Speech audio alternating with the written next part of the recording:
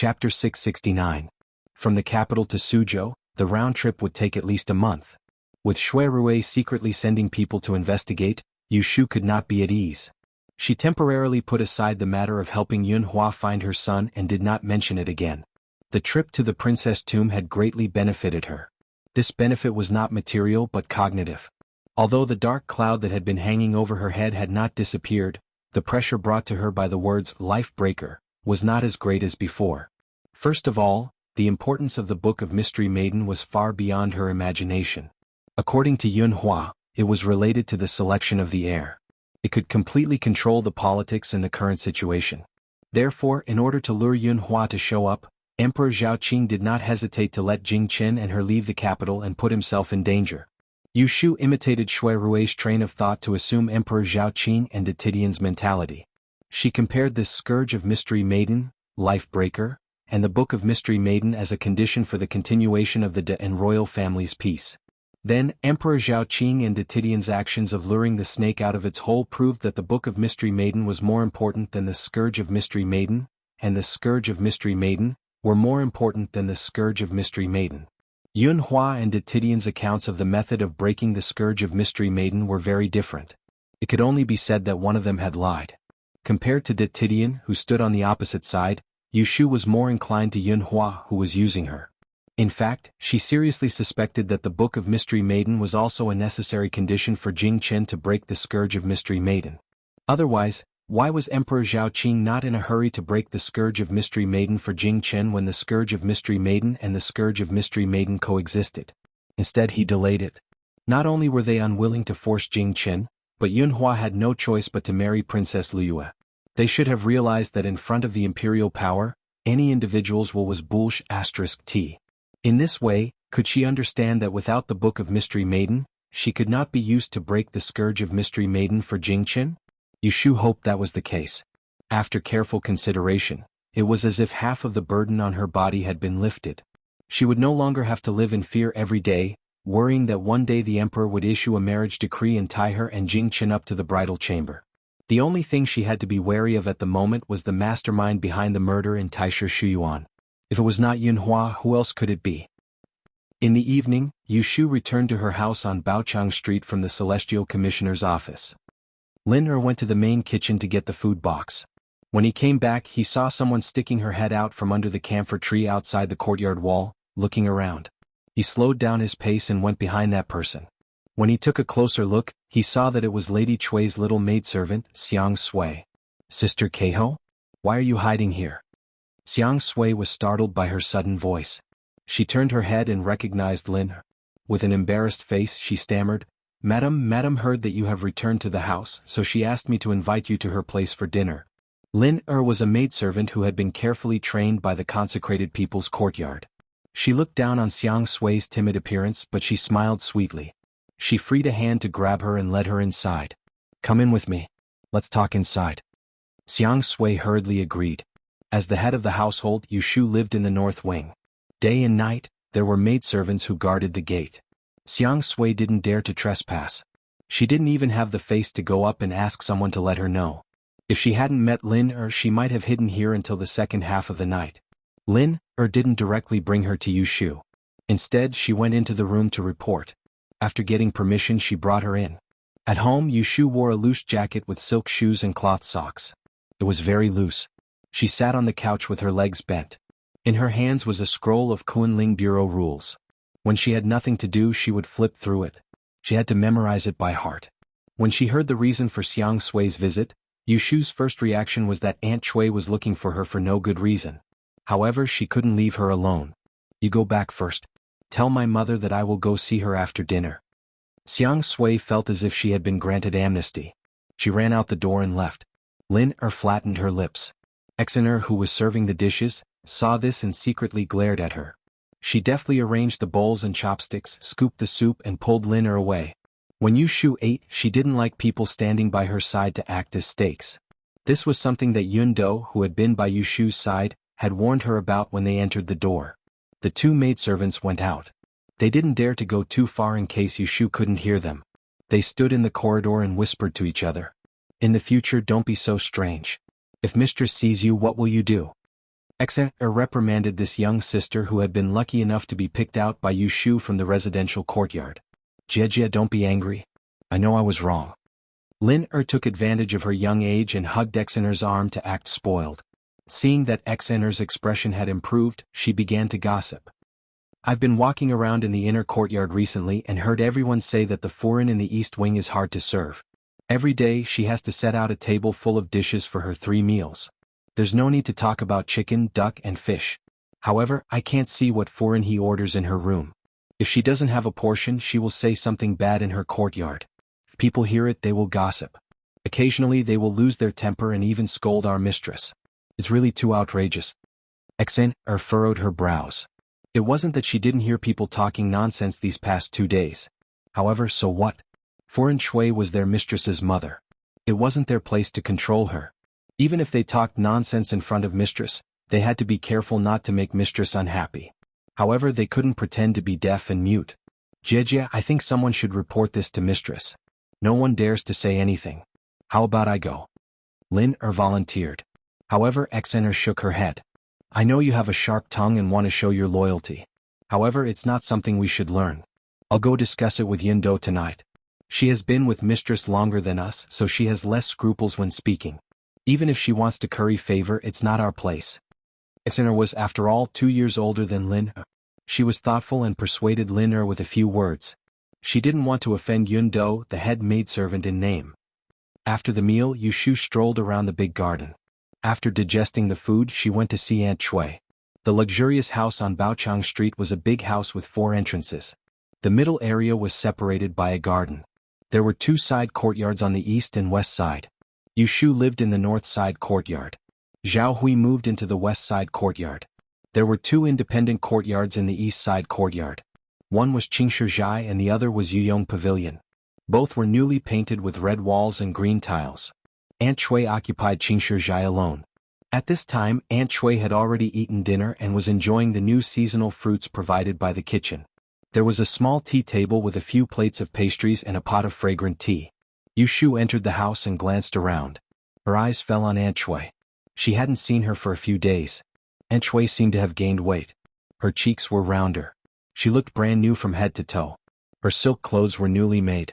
There was a long string of jade beads around her neck. It was a gift that Yu Shu didn't allow her to appear at the housewarming banquet and coaxed her. You're here. Aunt Shui was especially enthusiastic to see her today. She smiled and waved at her. Come and sit. I just peeled the pomegranates. Try them and see if they're sweet. She pushed the small bowl filled with red pomegranate seeds to Yu Shu. Yu Shu picked up 2 and put them in her mouth. The sweet and sour taste was actually not bad. The expenses of the food were all taken from the public account. Yu Shu didn't have time, so she entrusted the incoming and outgoing projects to Zhao Hui to manage.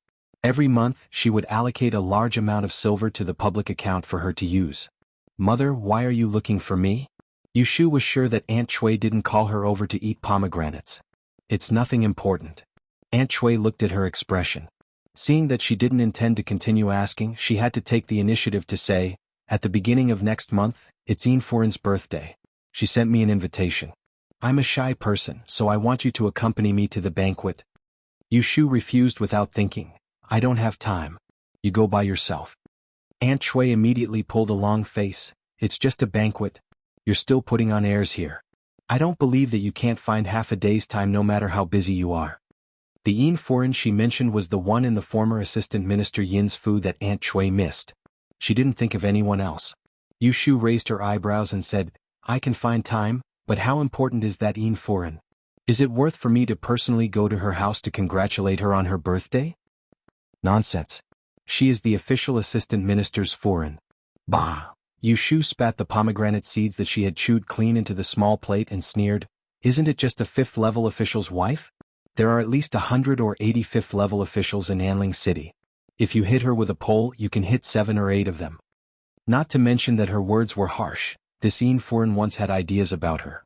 She coaxed the brainless Aunt Shui and sent a matchmaker to propose marriage, hoping that she would fill in the hole for her family's infamous 3rd young master. Aunt Shui was so angry that she couldn't catch her breath. She blurted out, No matter what you say, I have already promised her. If you dare to not go, I will go out and say that you are not filial. I will say that you disobeyed your mother. Yushu's face turned cold. She frowned and said, You promised her? Who did you promise? It seemed that the idea of visiting her house to congratulate her was not from Aunt Chui's own initiative. Someone had instigated it. Asking her, the dignified Miaoling maid, to congratulate the assistant minister's wife on her birthday was really embarrassing for that Foreign. Aunt Chui dodged her eyes. She turned her head and said angrily, I know that now that you are an official, you are arrogant and look down on others. But no matter what, the Yin family is your mother's old master. If I let it go, it can be considered as half a master of yours. We can't be ungrateful. You can't turn your back on others just because you are rich. Anyway, I have said this. If you embarrass me, I will also embarrass you. Yushu was amused by her unreasonable and shameless behavior. She rolled her eyes and immediately changed her attitude. She replied, Don't worry. Okay, I will accompany you, okay? Concubine Chui quickly turned her face away and smiled. That's my good daughter. Chapter 670. In the blink of an eye, it was the end of the month. In the span of a night, Yushu became busy. For some reason, the secret book of the Moon Palace was delivered to her hands 5 or 6 days late. Because she had to rush to make the September book, she stayed up for a few nights and didn't even return home. Yushu knew that this was probably because the Empress didn't like her hugging noble Fei Shui's thigh, so she started to give her small shoes to wear. Yushu wasn't afraid of this. If Empress Rui didn't care about her, that would be abnormal. What was worth mentioning was that in the last few days of the month, people came to her fu to send invitations and gifts under all sorts of pretexts. Without exception, they were all families that had daughters in the palace. Yushu didn't have any greedy thoughts, so she wasn't surprised or happy.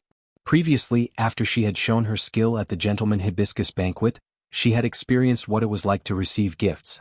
Also, the crystals that were delivered to Beijing were always in high demand. Each month there would be a large amount of silver coming in. She really didn't care about normal gold and silver. She ordered the steward of the front yard, Zhou Hu, to guard the gates and not allow a single copper coin to roll into her fu. She accepted all the invitations so she could know when someone had the intention to curry favor with her. At the end of the month, the next month's Book of the Earth was delivered punctually from the Kunling Bureau into the palace. This time there was no need to remember noble Fei Shui. There was no need for favoritism. She methodically followed the rules of the Kunling Bureau to arrange the days that the palace Fei would serve her.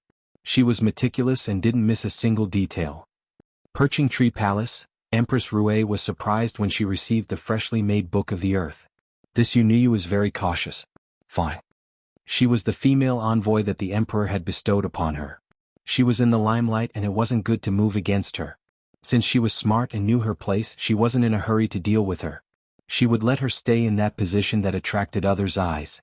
She gave the September Book of the Earth to Zheng Shanggong, who was waiting in front of her, to read. Empress, is this next month's Book of the Universe?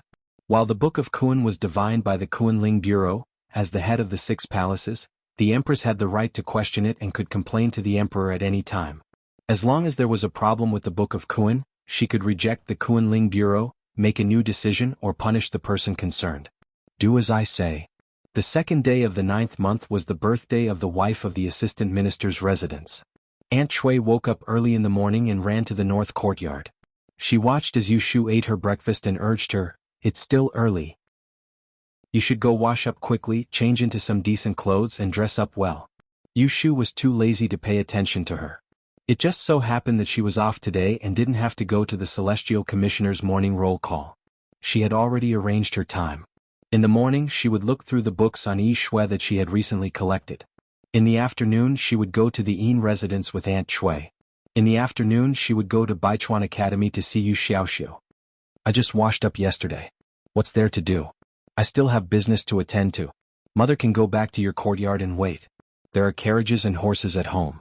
Don't worry about not being able to make it in time. It won't be too late to leave at noon. After sending Aunt Chui away, Yushu ignored her protests and turned to go to the study.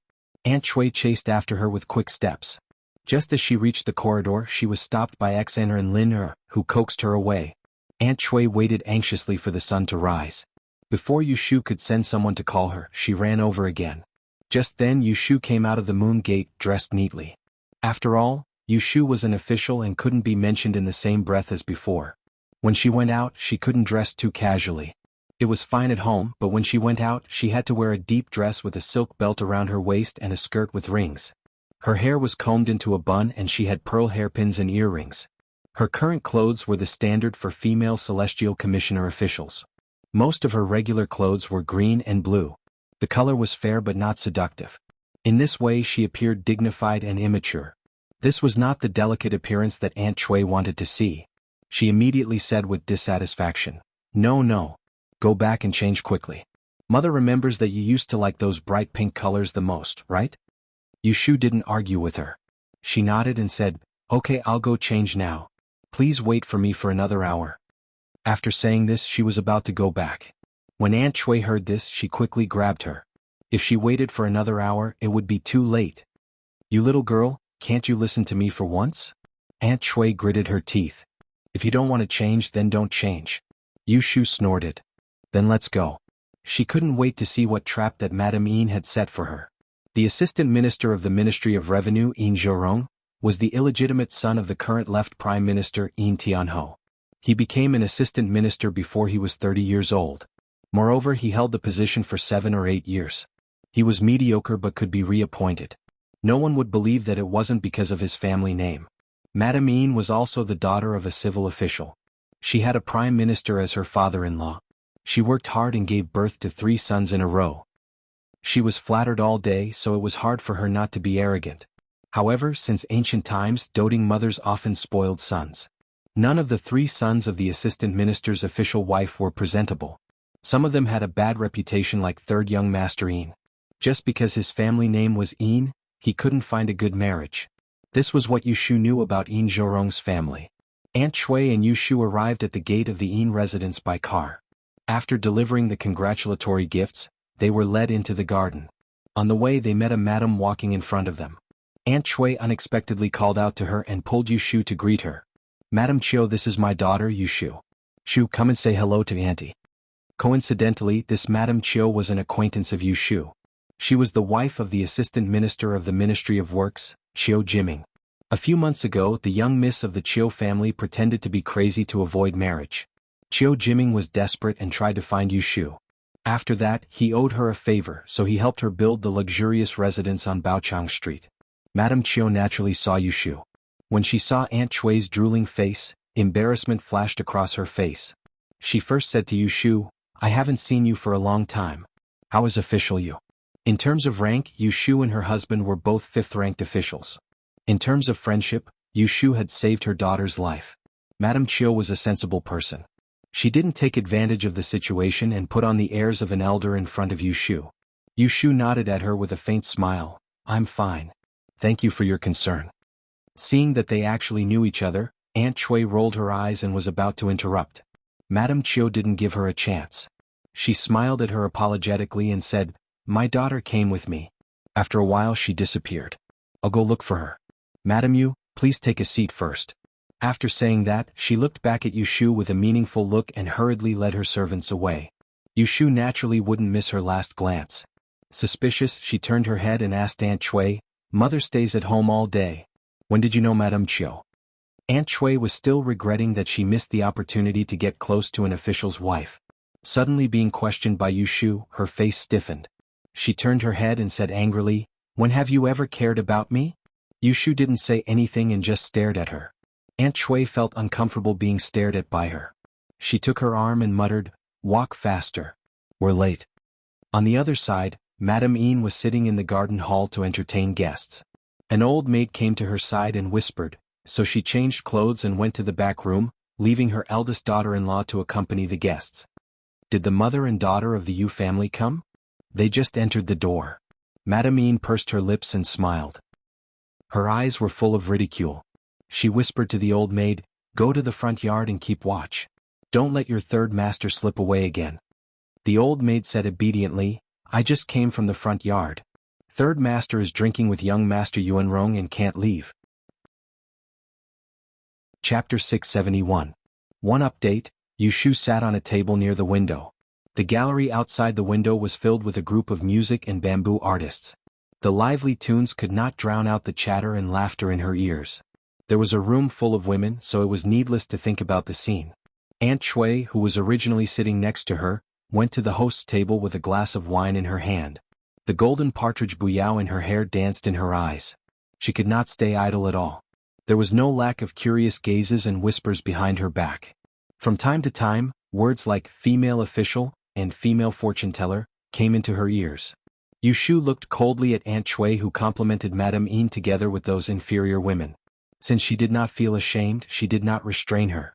There was a saying that mud could not support a wall. Yushu had long given up on Aunt Chui to have much tolerance. As the star of today, Madame Yin was surrounded by many people. After a few glasses of wine, her face was slightly red.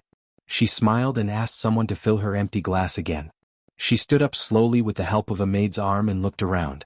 When she found Yushu at the nearby tables, the smile in her eyes became colder. "I'm really happy today. You guys always say nice words to coax me, saying that I don't look old at all and that you can't tell my age. But I really know that I'm old." She smiled and sighed. She reached out with her long hand and grabbed a woman wearing gold and jade beside her. She patted the back of her hand intimately and said to the crowd, "Look, this girl Chui was my predecessor when I first married into the mansion. She was still a delicate little girl at that time.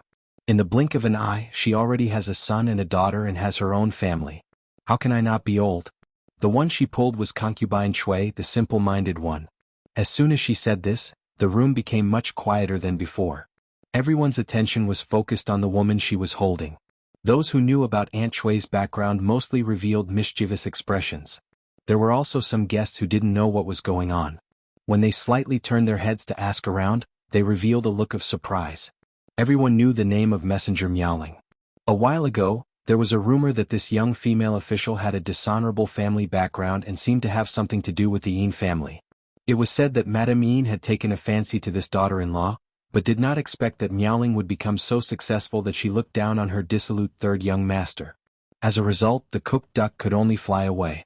This kind of rumor was just a passing thought, but looking at Lady Yin's attitude today, was it really not over yet? "Madame Yin, forgive my poor eyesight, but who is this person beside you?" Someone asked politely. "Look, I forgot to introduce her." "Aha, you wouldn't know her even if I told you about her. But if I tell you about her daughter, I'm sure all 10 of you know her." Madame Yin deliberately kept them guessing. Even after being rebuked by the servants, she was not anxious. Instead, she gently pushed concubine Chui's shoulder and said gently, "You said it yourself, it's your good fortune to raise such a smart and capable daughter." Aunt Chui drank a few cups of wine in the middle and became bold. It was rare that she did not have stage fright. Under everyone's gaze, she said in a somewhat proud and loud voice, "She doesn't deserve Madame's praise. She is just lucky to pass the Yishu exam and become the female official of the Celestial Commissioner." There was a sudden noise at the table. Some people were surprised and some were suspicious. "Madam, may I ask if your daughter is the messenger Miaoling who was appointed by the Emperor?" "Yes." Aunt Chui straightened her back and interpreted the expression on everyone's face as envy. She became more and more complacent and forgot Yushu's instructions before leaving. In her excitement, she only wanted to show off. She glanced around and saw Yushu sitting in the corner. She waved her hand and said, "Shu Shu, come here and greet all the madams." In a different scene, her behavior was just like that of a street monkey, and Yushu was the monkey that she would bring out to show off.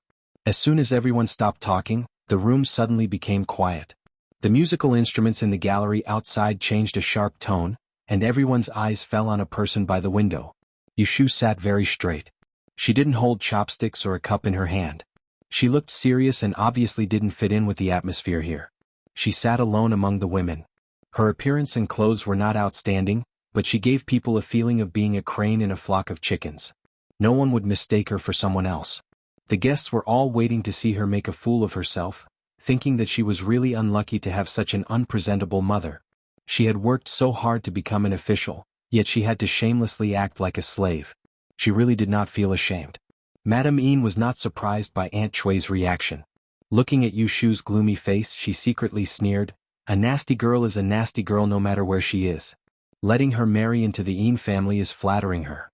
After today, even if this girl cries and begs to be a daughter-in-law of the Yin family, it depends on whether she is willing or not." Yushu didn't know when she had become a thorn in others' side.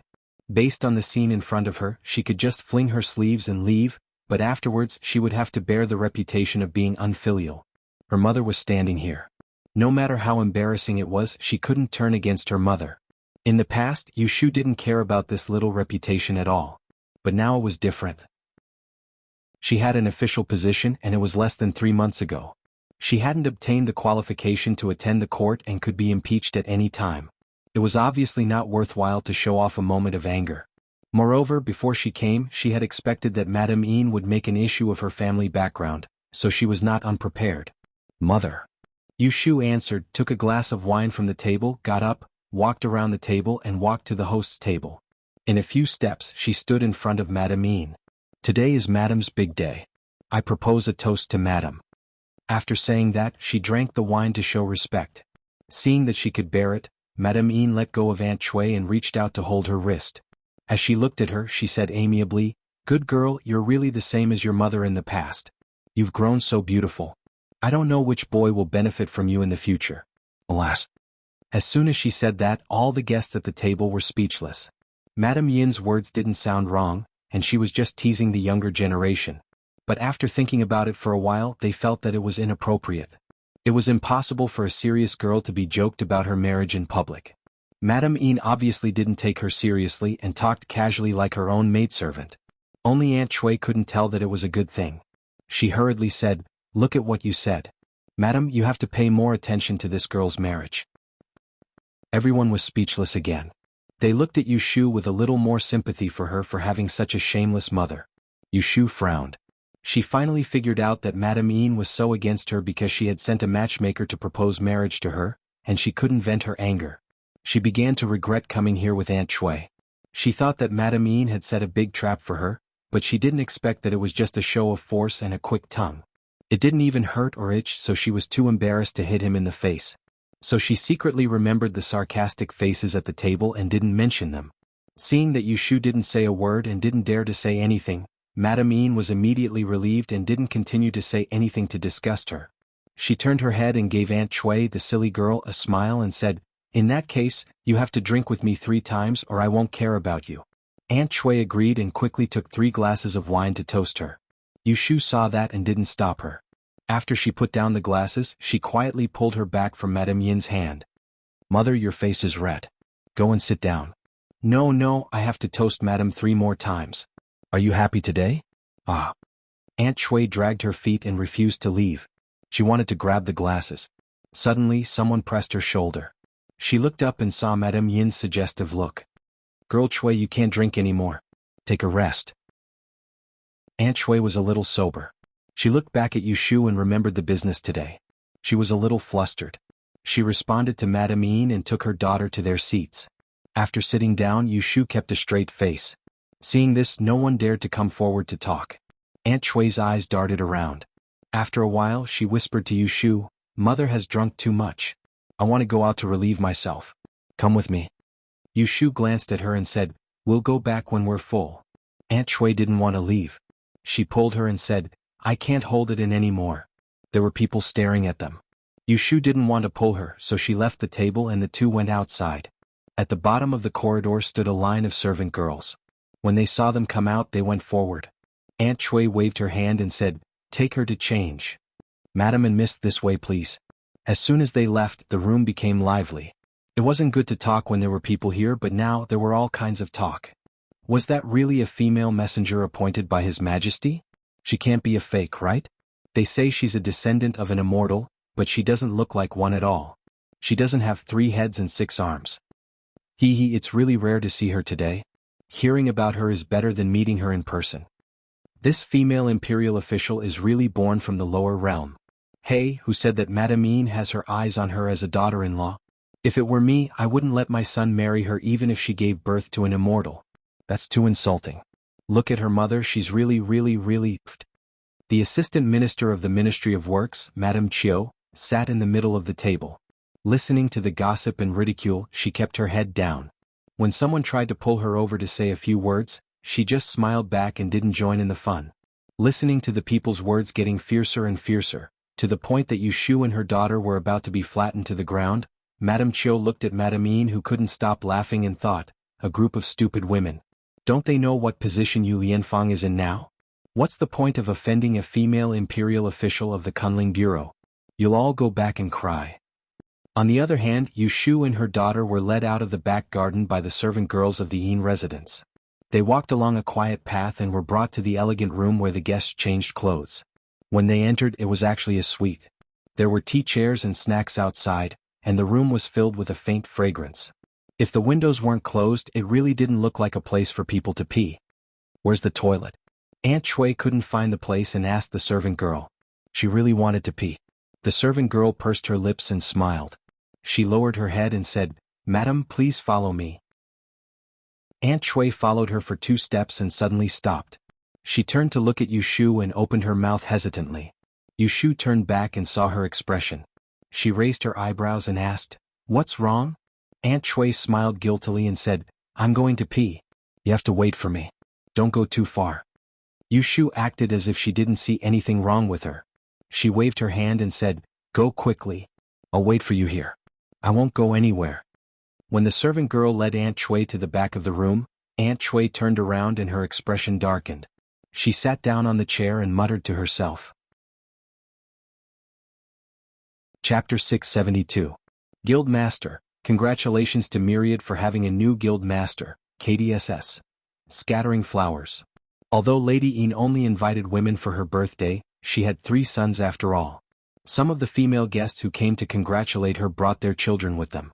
The young ladies stayed by her side, while the young masters were all in the front yard, entertained by the young masters of the Yin family. Yin Yuanbo sat at the table in boredom. As the 3rd young master of the assistant minister Fu, he was being neglected at this moment. The reason for this was the other 3rd young master who was being surrounded by people trying to persuade him to drink. Yin Yuanbo was also ranked 3rd in the family, but compared to his famous cousin, Yin Yuanbo was not worth mentioning. One was the legitimate son of a concubine, while the other was the legitimate grandson of the first wife. They both liked to visit brothels, but Yin Yuanrong was incompetent and elegant. They were both called 3rd young master. When Yin Yuanbo was mentioned, everyone would shake their heads and raise their fingers. When Yin Yuanrong was mentioned, everyone would raise their fingers and praise him. Because of this, Yin Yuanbo was teased by many people. Even the prostitutes in the brothel joked that if it was another 3rd master Yin, they would rather not accept the prostitutes. Therefore Yin Yuanbo had long hated Yin Yuanrong. Although he called him 3rd brother affectionately, he always felt indignant in his heart. What's so great about him? He's just reincarnated better than me.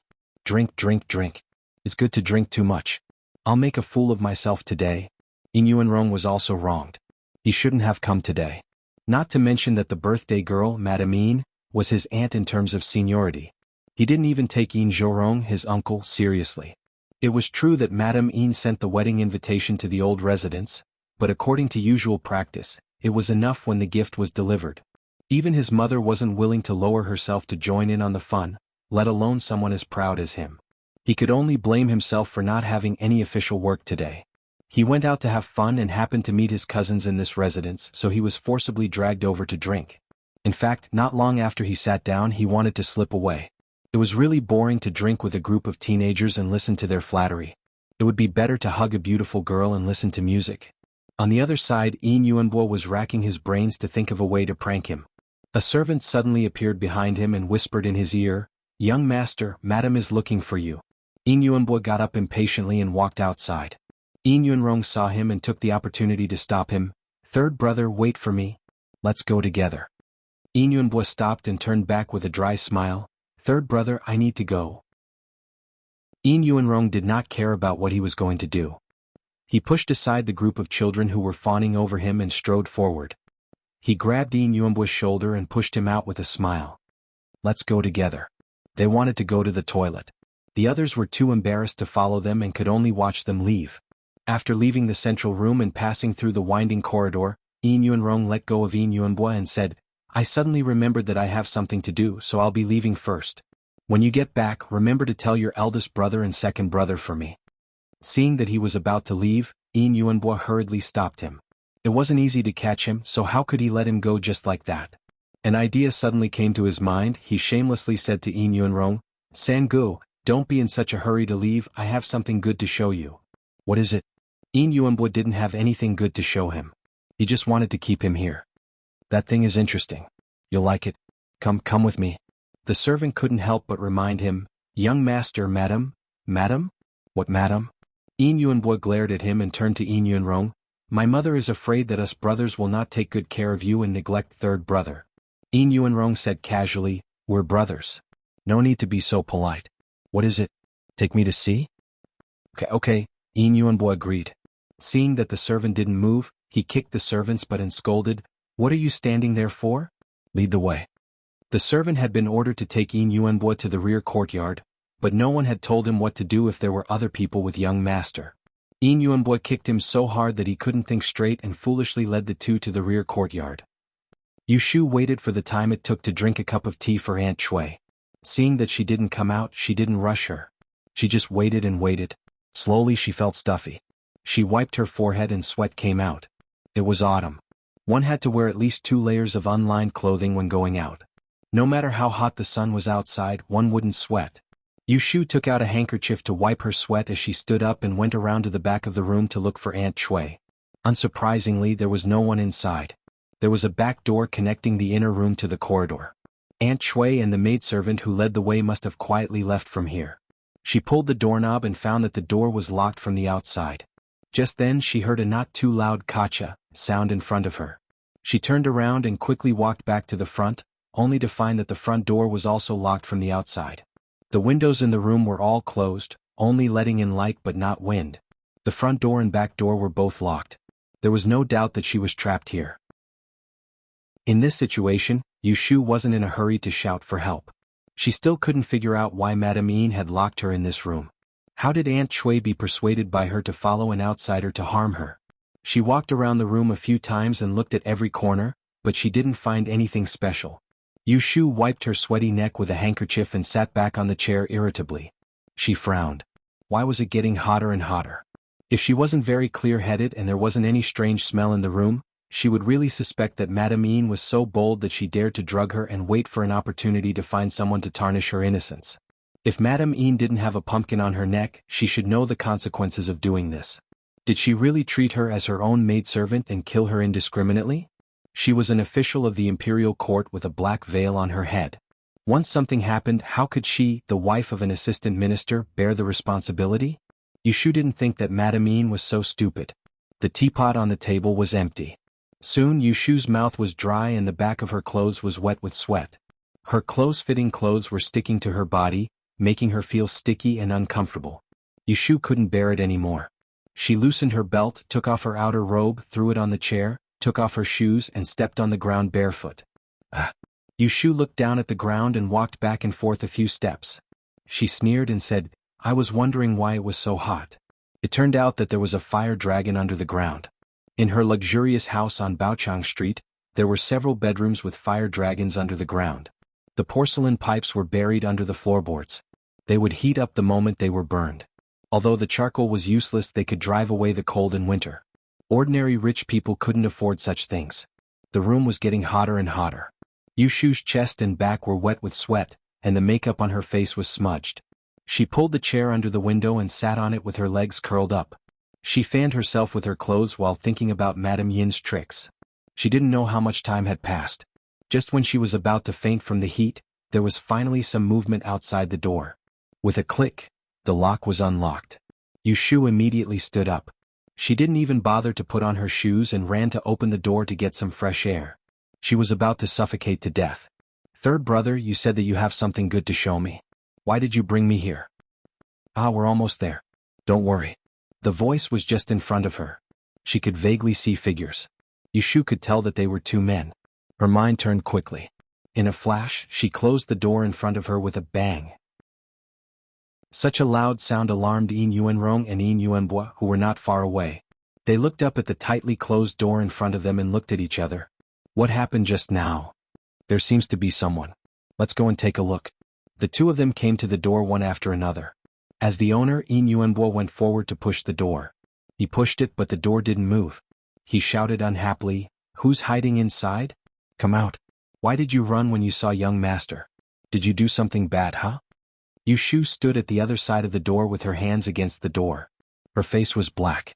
The inside side of the door was not bolted, so it couldn't be locked from the inside. Her current appearance was indeed shameful. It was fine if her clothes were disheveled, but her chest and back were both wet. How could she let the two stinky brats see her? If she had a coat, she could still cover it, but she had taken it off just now so she couldn't reach it. If she walked away, the people outside would be able to break the door and enter.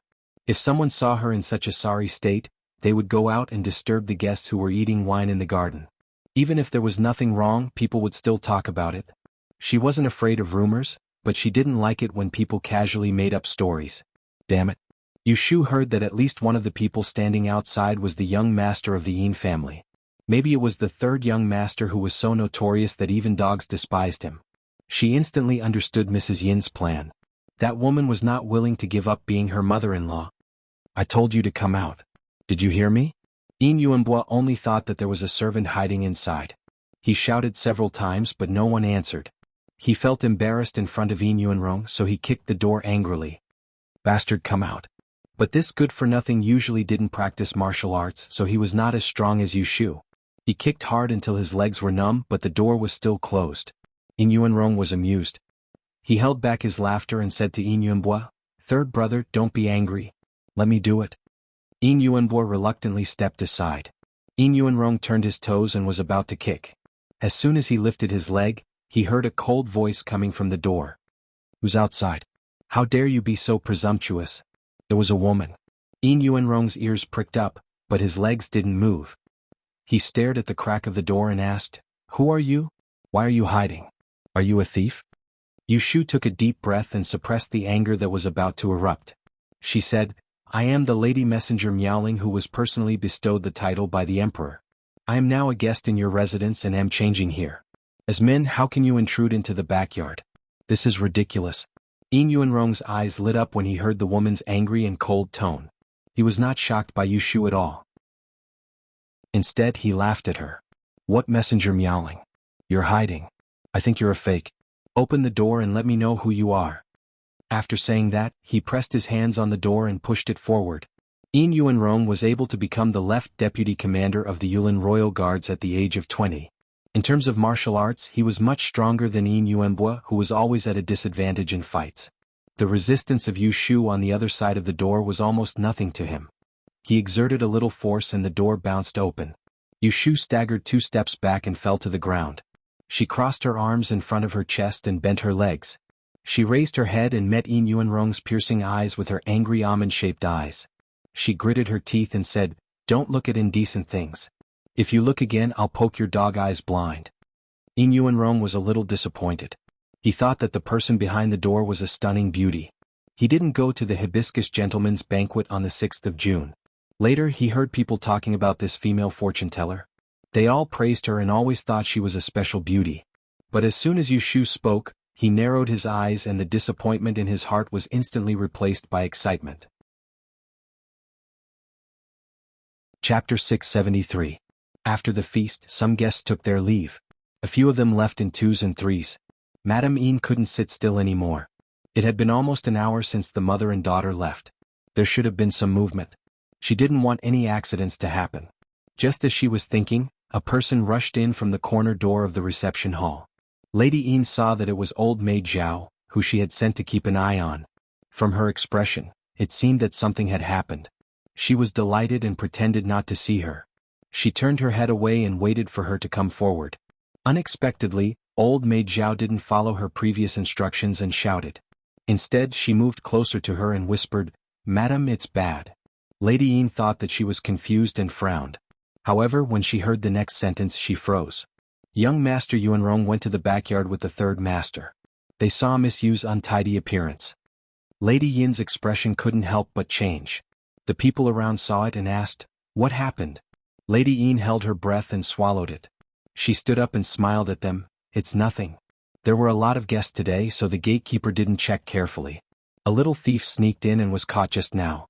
I'll go see what happened. You guys sit first. Don't leave in a hurry. Wait for me to send you off when I come back." The guests didn't know the truth, so they all agreed. Lady Yin left with her people. As soon as she went out of the door and down the corridor, she turned her head and questioned old maid Zhao. "What did you do? Why did young Master Yuanrong go to the backyard?" She had been planning for today's matter for many days. After all, Yushu was an official, so it wasn't easy to control her. Fortunately, her mother, Xiao Tsue, was a silly girl. After she introduced a few madams to her, She really thought that she was sincerely looking for a son-in-law from a noble family. According to her original plan, Xiao Zui coaxed the girl into that room and trapped her. Then she would burn Huolong and force her to take off her clothes. Then she would have someone bring Yuanbo over. When Yuanbo saw her untidy appearance with his temper, he definitely wouldn't let it go. After that, old maid Zhao would go to the garden to find her and expose the matter in front of the guests. Half of the plan would be accomplished.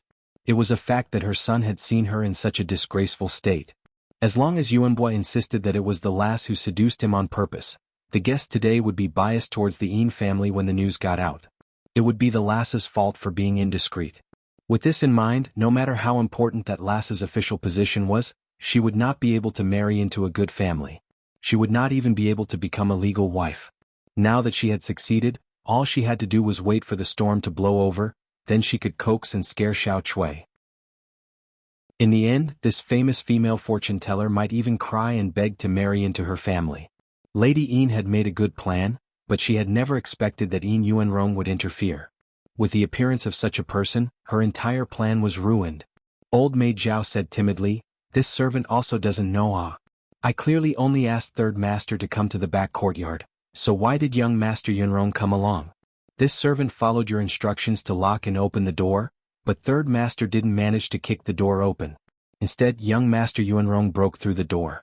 Both of them saw Miss Yu's sorry state. Madam, what should we do now? Should we make this matter public?"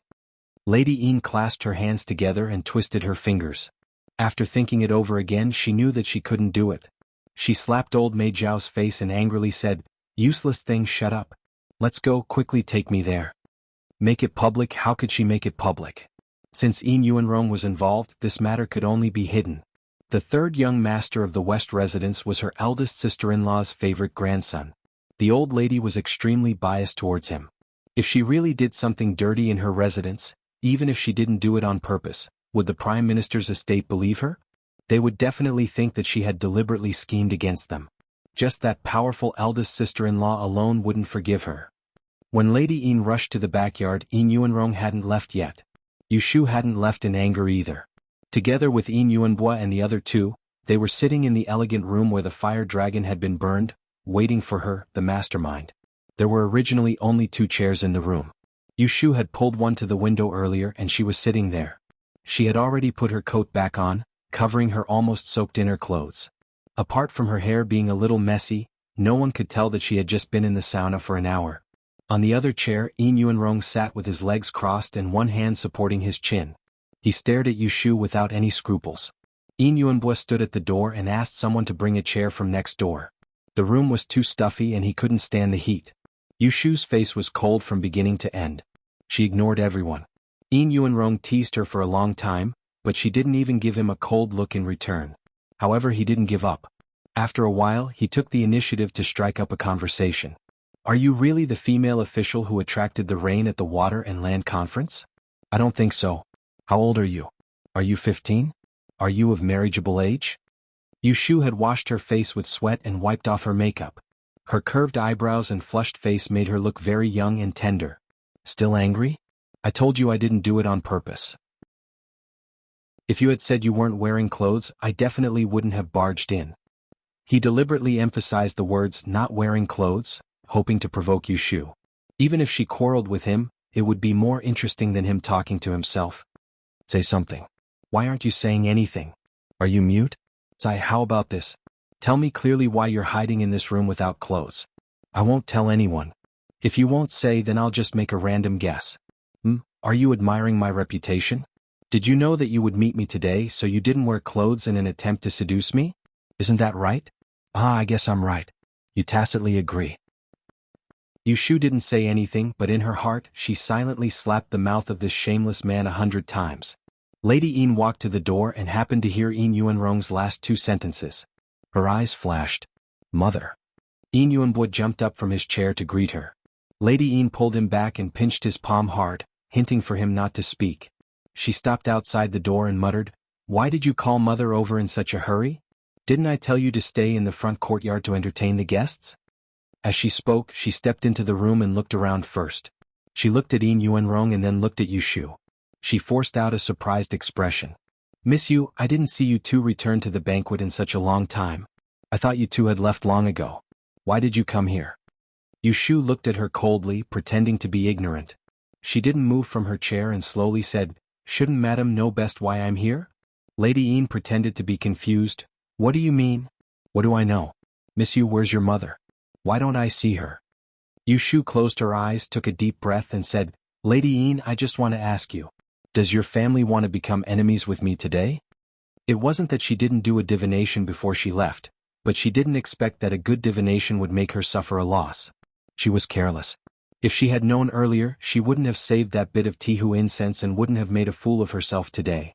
Right now, she was in someone else's territory, so she would be the one at a disadvantage if she caused trouble. She should leave first and then argue later.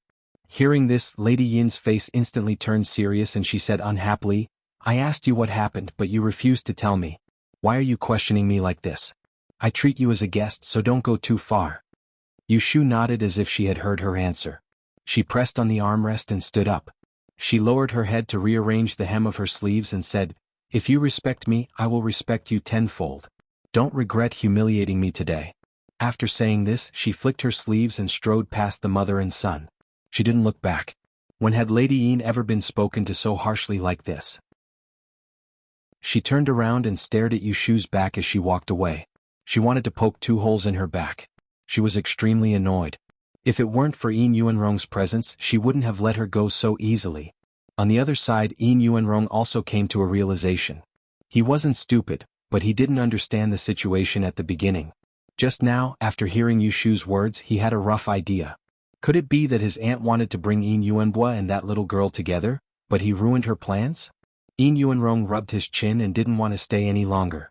He got up and bowed to the gloomy Lady Yin. He chuckled and said, "There's nothing for me to do here, so I won't disturb you anymore. I'll go back first." What else could Lady Yin say? It couldn't be better that Yin Yuanrong didn't ask about it. Her voice softened and she said apologetically, "I invited you to my mansion for a wedding feast, but you met with such trash. I don't have the face to keep you here. You should go. Yuanbua, see your cousin off." Yin Yuanbua followed Yin Yuanrong reluctantly and left. Chapter 674. Aunt Chui was found in a pavilion in the corner of the garden. She was drunk, but she still remembered Madame Yin's instructions. After tricking Yushu into that room, she didn't immediately return to the banquet. Instead, she wandered here alone and fell asleep on the stone table. Old maid Zhao brought the sleepy Aunt Chui to Madame Yin. She didn't know that things had gone wrong, so she asked Madame Yin excitedly, "What's wrong? Has it been done? Has San Lang from the Prime Minister's mansion taken a fancy to my daughter?" Madame Yin Deng refrained from slapping her in the face and scolding her for daydreaming. She turned her head and signaled old maid Zhao to guard outside the door in case anyone heard them. Why do you think concubine Chui would listen to her and trick her own daughter? Wasn't it because concubine Chui used Yin Yuanrong's name to deceive her? Previously, concubine Chui had repeatedly praised concubine Chui, making her think that Yushu was now worthy of the nobility, but that her family background was holding her back. As a result, concubine Chui plotted today, forcing Yin Yuanrong to come and propose marriage. Madame Yin Deng didn't expect that things would be so coincidental. Yin Yuanrong really got involved by accident and messed up the plan. "Why don't you go back and ask your good daughter what she did?" Madame Yin said angrily.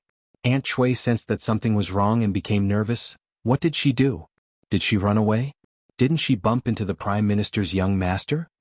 Madame Yin sneered and said, "I did bump into her, but before I could act as a witness for her, she scolded me in front of my nephew and left with a flick of her sleeve. I can't afford to offend your precious daughter. With such a character, I don't dare to act as a matchmaker. Just take what happened earlier as my good intentions were in vain. Let's forget about it. You can go back now."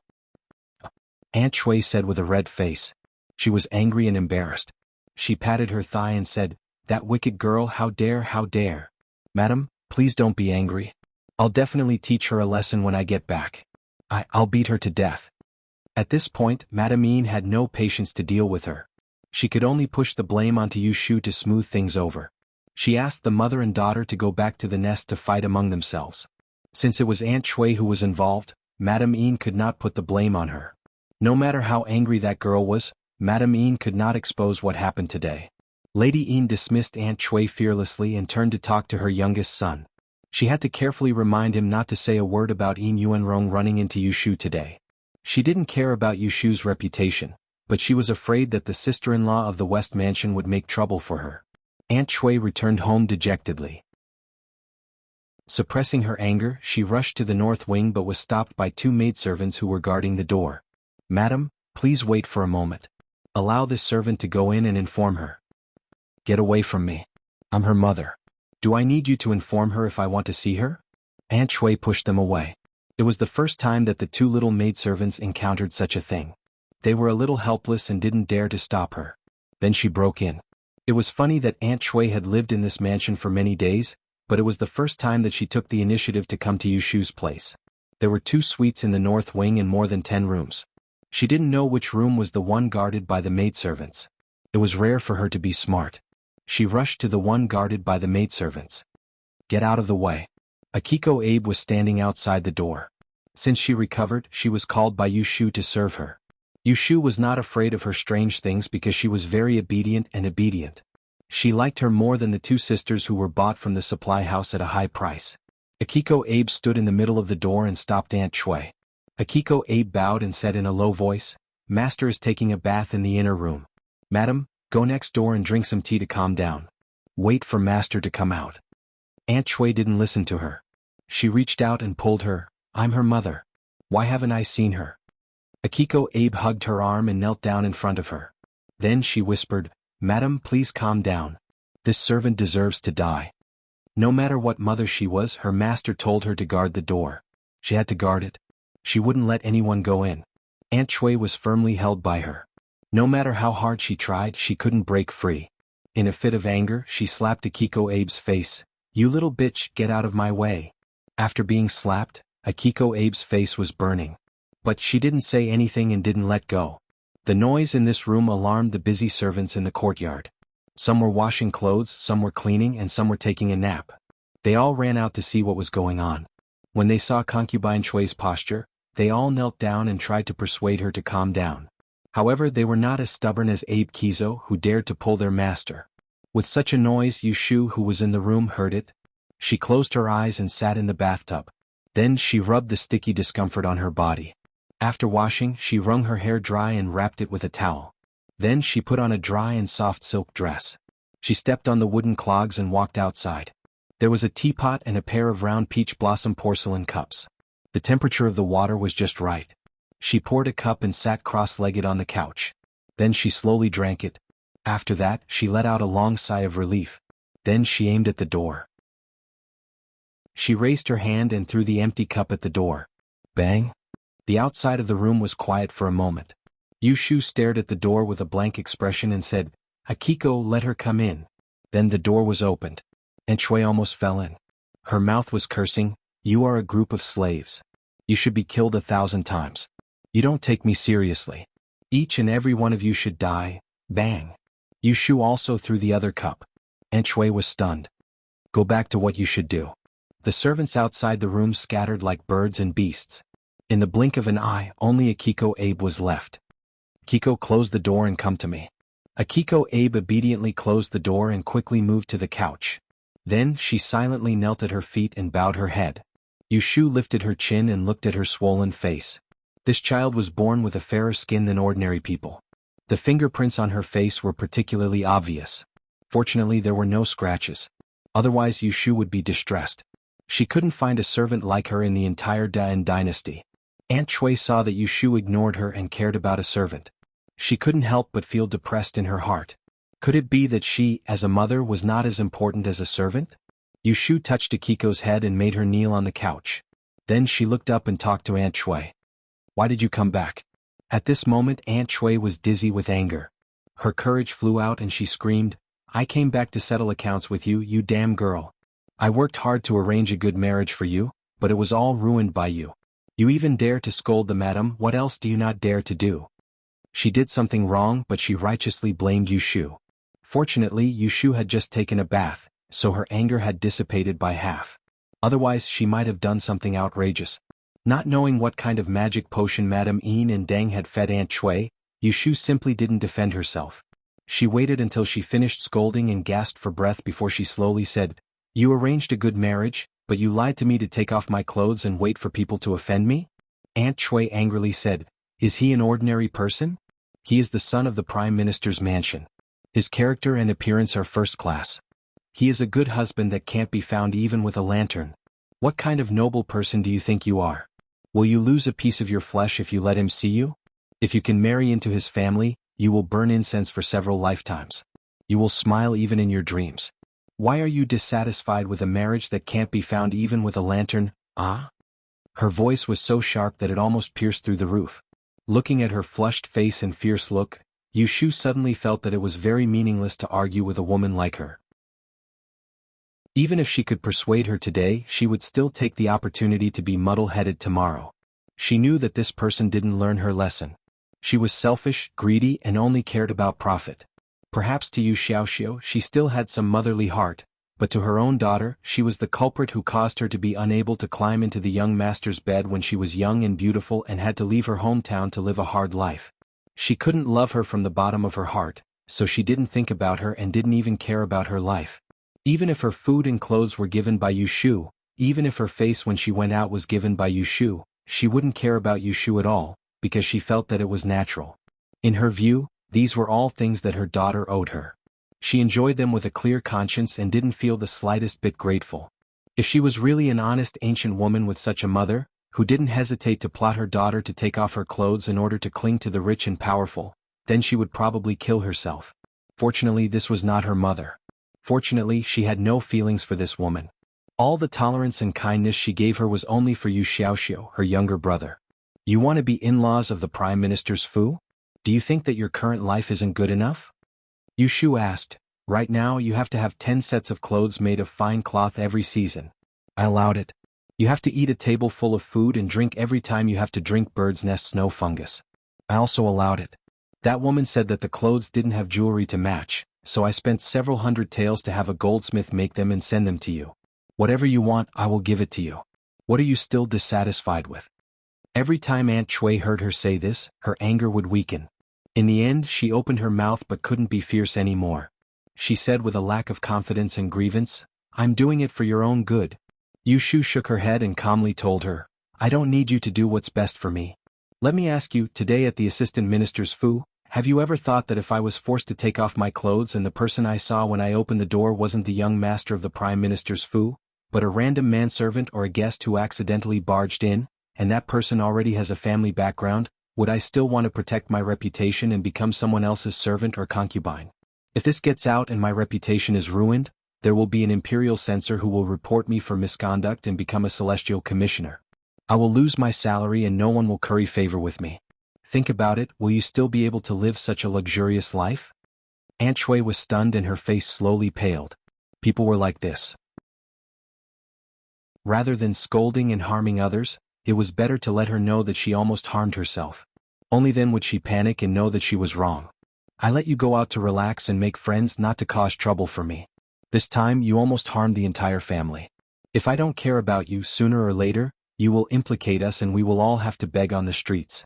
For the sake of the entire family from now on, you don't need to leave this door. It's best to stay in your small courtyard and live the rest of your life in peace. Today's matter had finally exhausted Yu Shu's patience with Aunt Chui. From now on she would not tolerate her even a little for Yu Xiaoxiu. Chapter 675. Aunt Chui came out of the north courtyard in a daze and was escorted by 2 maidservants all the way to her Qing Shizhai. Because of Yu Shu's last words, she was so scared that she sobered up. This wasn't the end. Before dinner, Yu Shu sent Xiner to pass a message. She closed the door and only told Aunt Chui. Young lady said that Madam must be cautious in the future in the Fu. Those dirty and insulting words of the past must not be spoken again. Although it's in our own home, we can't prevent the servants from secretly saying it. If it is spread outside, it will ruin our family's reputation. People will think that Madam is not benevolent and young lady is unfilial. The imperial censors in the court will have good ears. There will be many people in the capital who are jealous of our young lady's position as celestial commissioner. They will all look for opportunities to hit us when we are down. If we don't take advantage of it, it will be difficult to keep our reputation. At that time, even this residence will be taken back. We may have to live under someone else's roof and rely on Madam He's family to live. After listening to these words, Aunt Chui was frightened and broke out in a cold sweat. She didn't even have the strength to resist. Xaner passed the message and remembered her expression. She turned and left, returning to the north courtyard to pass the message to Yushu. After Madame heard it, her face turned pale. It seemed that she was very scared. She didn't say anything. This servant didn't stay there for long and came back. Yushu snorted. Concubine Chui's reaction was as she expected. Before, Concubine Chui often called her unfilial, and used this to threaten her. These days, Concubine Chui had been acting like a tyrant in the Fu, but Yushu had turned a blind eye and endured it. Aunt Chui only thought that she had grasped her weakness. She didn't know that Yushu didn't flare up because she was tolerating her. If she really wanted to shut her mouth, she had many ways. Xiner left and closed the door. She saw Liner standing not far away waiting for her. Jie, you went to Qing Yu Zhai? Yes, I went there. Then did you really follow Master's instructions and teach Madame a lesson? When Yushu was instructing Xena, she didn't try to hide it, so Liner heard every word. What lesson? What our Master said is right. Xena frowned and corrected her. Seeing her sticking out her tongue, she couldn't help but pat her head and whisper, You too. When did you go to Yundo's place to learn how to talk? You don't even make a sound. A few days ago, the two sisters had heard that Aunt Chui was behaving inappropriately and wanted to report it to Yushu. However, it was not good to bypass Yundo, the most senior servant in the North Xiang, so they decided to first tell her about the matter and let her decide how to report it to the Master. Linaire was confused. I didn't say that. Didn't Big Sister say it? Xaner was startled. It wasn't her, nor was it Lin. Then when did Mistress know that Aunt Chui's actions weren't dignified? Was it Yundo who said it? Or was Master already aware of it and kept quiet? Thinking of the latter possibility, Xaner's face burned. She grabbed Liner's hand and couldn't say a complete sentence for a long time. Jie, what's wrong? Don't scare me. Xaner smiled bitterly and shook her head. She didn't know how to tell her. She didn't know if the two of them had seen how smart they were before. It was really a case of being too smart for one's own good. Speaking of which, these past few days, Mistress didn't like having the two of them serve closely. Instead, it was Kuei-zi who followed closely. Did Mistress think that they were slippery and didn't like them? The more Xaner thought about it, the more she felt that it was the case. It was too late for regrets. It would have been better to listen to Liner and go to Mistress to curry favor. Compared to offending Yundo and making Mistress hate them, that would be worse. Xaner thought about it and pulled Liner back to the room to tell her not to mention it. It was said that Assistant Minister Chiu Foreign of the Ministry of Works went to Madame Yin and Dang's wedding banquet and returned home. In the evening, she received a message from Yushu, asking her to make a list of the madams who went to the Yin mansion with her today. Yushu didn't say the reason, but Madame Chiu guessed that Madame Yin had offended her. She hesitated again and finally didn't refuse. One reason was for friendship and the other was to protect herself. So after dinner, on the table in Yushu's study, there was a list of the guests of the Yin mansion, including relatives and friends. She copied it down and burned the list. Tonight, many families sneezed in their backyard. They didn't know which immortal they had offended and were going to be unlucky. The next day, Yushu came to the Kunling Bureau. The first thing she did was to ask Wen Shaoan to take out all the official marriage documents that had been issued last month. Then she found several thick pedigrees of surnames in the library and asked Wen Shaoan to look through the list she had copied last night. Assistant Minister of the Ministry of Revenue, Yin Zhorong, check the children of his family who are waiting to be married. If there are none, check the close relatives of his family for 3 generations. Wen Shaoan was very skilled. He flipped through the genealogy of the Yen family with one hand and copied it with the other. In a few minutes, he clearly remembered how many children of Assistant Minister Yin's family were waiting to be married and how many were waiting to be married. Zuolang of the Ministry of Revenue, the Yin family. Yushu read them one by one. In the whole morning, Wen Shaoan had made a list of nearly 100 people. After reading it, Yushu nodded with satisfaction. She waved her hand and ordered him, follow this list and find the relevant ones from the official marriage documents I approved. Remember the rest. If you see them in the future, separate them and give them to me separately. Wen Shaoan did not ask any nonsense. He immersed himself in sorting. Not long after, he brought more than a dozen documents to her table. These were all approved by her last month. They were all stamped with a big seal. They would be sent to each mansion in the middle of the month. Yushu checked them and confirmed that there were no mistakes. Then she tore them one by one in front of Wen Shaoan and threw them into the spittoon. She called Lu Hong, who was outside the door, to come in. Find a corner and burn them. Lu Hong left with the spittoons. Yu Shu turned around and saw Wen Shaoan looking at her. She thought for a moment and explained to him, "These people offended me." Wen Shaoan turned around and went to work. Yu Shu felt strange. She stopped him and asked, "Aren't you going to persuade me?" Wen Shaoan said blankly, "Persuade what? Persuade me not to take revenge in public, or something like that." Wen Shaoan glanced at her with a hint of mockery. Although this guy was respectful to Yu Shu, he was never timid in front of her. He still had the same bad temper that she didn't like. "Whoever offended Lord deserves it. It has nothing to do with me. Since Lord has done it, you must be able to handle it. There is no need for me to say anything." Yu Shu asked for a rebuff. She touched the bridge of her nose and let him go. After a while, Lu Hong came back with a clean spittoon. "Lord, it has been burned clean." "Well, put it away." After finishing this matter, Yu Shu felt comfortable all over. Yesterday she was bullied in Yin's mansion and her liver was irritated. When she woke up this morning, there was a blister on the corner of her mouth. If she was not feeling well, others would not feel well either. These official marriage documents were usually issued once every 3 months.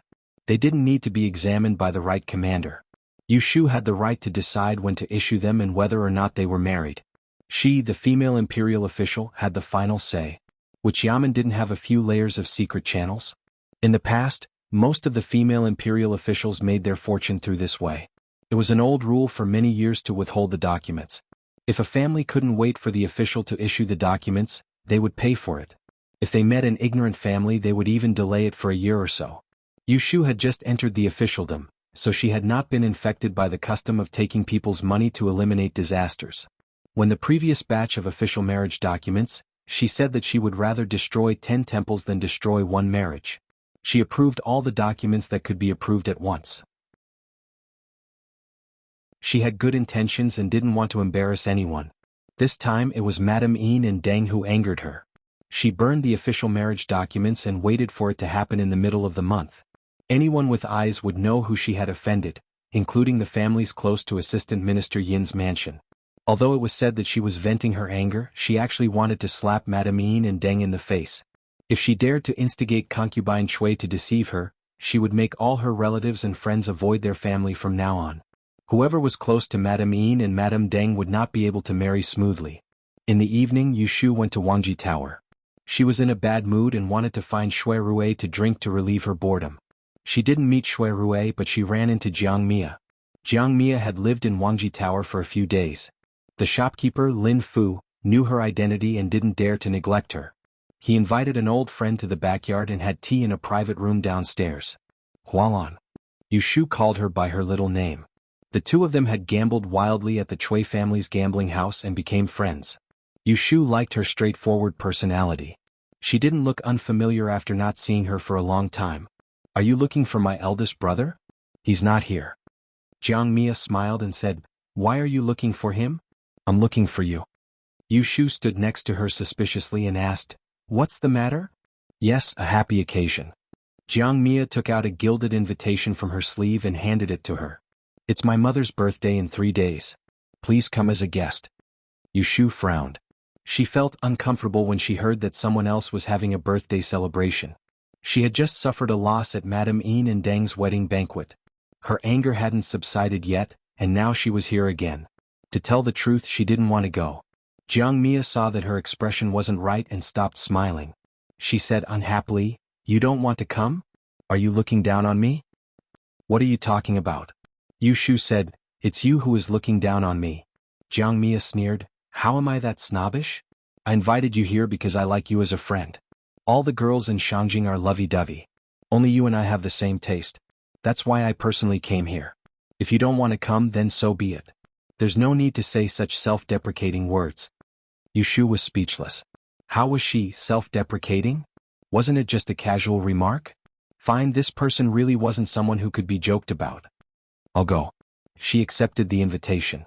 She didn't want to lose this friend just because of a moment of unhappiness and willfulness. Only then did Jiang Mia smile happily. After chatting with her for a while, she left in a hurry. Yu Shu couldn't wait for Shui Rue. She drank half a pot of wine to drown her sorrows and then went to sleep at Wangji Building. As a result, when she woke up the next day, there was another big blister in her mouth. Whenever she opened her mouth, she would feel a sharp pain. Yushu was very depressed. In the morning, she went to the Celestial Commissioner's office to check in. After handing over a few official matters to Wen Shaoan, she patted her butt and left. The people in the office pretended that they didn't see her slip away. Jing Qin, the chief officer, was very secretive all day long. For a high-ranking official like Yushu, who could say anything bad about her. Yushu didn't take a sedan chair. When she went out, Su Qing brought a horse. She mounted Little Red and led 2 bodyguards to parade through the street. She didn't even change her official robe. She only untied the top of her black muslin hairpin. The people on the roadside all bowed their heads to make way for her. They didn't recognize the patch on her shoulder, but they knew that she was a female master. When they came to Qinyuan Street, it was crowded and lively. The shops along the street were bustling with business everywhere. Peddlers and servants were peddling to and fro. When Yushu saw something interesting, she asked Lu Hong to buy it. However, she didn't visit the shops. She didn't get off the horse until she arrived at the treasure house under the name of the Tai Hing Chamber of Commerce. There was a fair-skinned young shop assistant standing outside the treasure house. When he saw Yushu get off the horse, his eyes lit up. He hurriedly went forward and bowed to invite her in. This lowly one greets official Yu. You're early today. Yushu had come to see Pei Jing several times, so the doorman recognized who she was. Yushu threw a silver coin at him and walked into the hall with her sleeves tucked up. She went directly to the second floor. The shopkeeper left the customers who were looking at the goods, picked up the corner of his robe and trotted to catch up. Lord Yu, you have time to come and play today. Coincidentally, head steward Pei isn't in the shop today. How about I accompany you to take a look? In this day and age, there were several levels of difference between businessmen and officials. Only people like Pei Jing, who came from the Department of Mathematical Analysis, had a better situation. Everyone else had to smile and salute when they saw an official. It's not a problem. I'm just looking around. If you're busy, then go do what you need to do. The shopkeeper smiled. What's there to be busy about? Aren't I idle right now? A new batch of treasures arrived from the south. They haven't been recorded yet. Can you take a look? If there's anything that catches your eye, then I'll keep it for you. Once it's recorded, I'll send it to your residence. He knew this young mistress. Right now, she was the one who was in charge of the crystal stone business in their shop. Every month they received tens of thousands of strings of credit. All of it depended on this young mistress's support. She was the god of wealth, so how could he not serve her carefully? All right, go and get it. Yushu's mouth hurt as soon as she opened it, so she tried to say as few words as possible. There were several rooms on the second floor, some big and some small. Each room had a tea table. There was no door, only a bamboo curtain to cover it. Not only did it respect the customers, but it also showed that the shop had windows in the north and south, so it was spacious and bright. Yushu was naturally invited to the innermost room. As soon as she sat down, good tea and water were served. There was a plate of sweet fruits and a plate of peeled walnuts and almonds. It wasn't much, but it was very considerate. However, Yushu had blisters in her mouth, so she couldn't eat anything. She only took the fragrant tea and took small sips to moisten her throat. The shopkeeper slipped away quickly. Yushu walked around the room with her hands behind her back. She looked at the things on the treasure-snatching grid. Gold carvings, jade horses, drinks, they were all real things. When she came a month ago, these things weren't there. It seemed that they were all newly added. This treasure house had made a fortune from selling crystals, but it was all on Pei Jing's account. The profit was also their own. After waiting for a while, the shopkeeper did not return. Instead, someone came in from the next room. It was quite a commotion. The wall was not soundproof, so when the customer who just came over spoke, she could hear it clearly. I heard that your shop sells a crystal stone that can attract wealth and ward off evil spirits. Bring it here and let me have a look. It was a woman. Yushu found the voice familiar. She took a few steps towards the foot of the wall. This time, it was the shop assistant who served the customers who replied, Miss, if you want to appreciate the crystal, you have to wait until the 15th of this month to come to the shop. It was the woman's soft voice again. I'm not looking at you for nothing. Just bring it here, I'll buy it. The shop assistant said, if you want to buy crystal, you have to place an order first and pay half of the deposit first. At the end of the month, you can come back to get your queue number. But I have to say the latest queue number will be 3 months later. I don't know if you can wait that long. The woman paused and then said, do you have ready-made crystals? I'm willing to pay 5 times the price. Chapter 676. The crystals in the treasure house were very popular. Pei Jing sent his confidant to the south to purchase a large number of raw crystal stones and returned to the capital last month. If Yushu was willing, she could supply him with enough purified crystal stones, but Pei Jing did not intend to do so. He and Yushu agreed to receive the orders first, and then use 50% of the total orders of the month as the output. The remaining 40% would be delayed to the next month, and the month after that. In this way, the shortage of crystal stones was ensured, and the price would only rise and not fall, so that this business could be operated for a long time. The big boss behind the Taiheng Chamber of Commerce was not an ordinary person, so he was not afraid that someone would force his way in. There was never a lack of rich people in Anling City. Now there was one next door who was willing to pay 5 times the price to buy the crystal stones. The assistant who accompanied the guest could not make the decision, so he asked the guest to wait for a while and asked the shopkeeper. Hearing this, Yushu could not help but feel suspicious. Just then the shopkeeper came in with a few trays. Seeing her standing at the foot of the wall, he was about to say something, but she raised her hand and stopped him. She whispered, "Put down the things, I have something to ask you." The shopkeeper understood and asked the servant to put down the trays quietly. He waved his hand and left, following Yushu to the other side of the compartment. "Who is the person next door? Go and ask and then come back to me." "Okay, I'll go now." The shopkeeper hurried out, and about a moment later he came back and reported to Yushu, "My lord, there is a girl next door with 2 servants. The carriage is waiting outside the door. This girl seems to have a bad leg, so they made a soft frame and carried her up." Yushu asked about her appearance and confirmed that it was Shui Yun. She could not help but guess her purpose.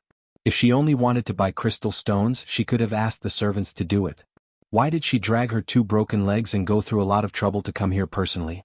For some reason, Yushu always felt that Shui Yun was vaguely coming for her.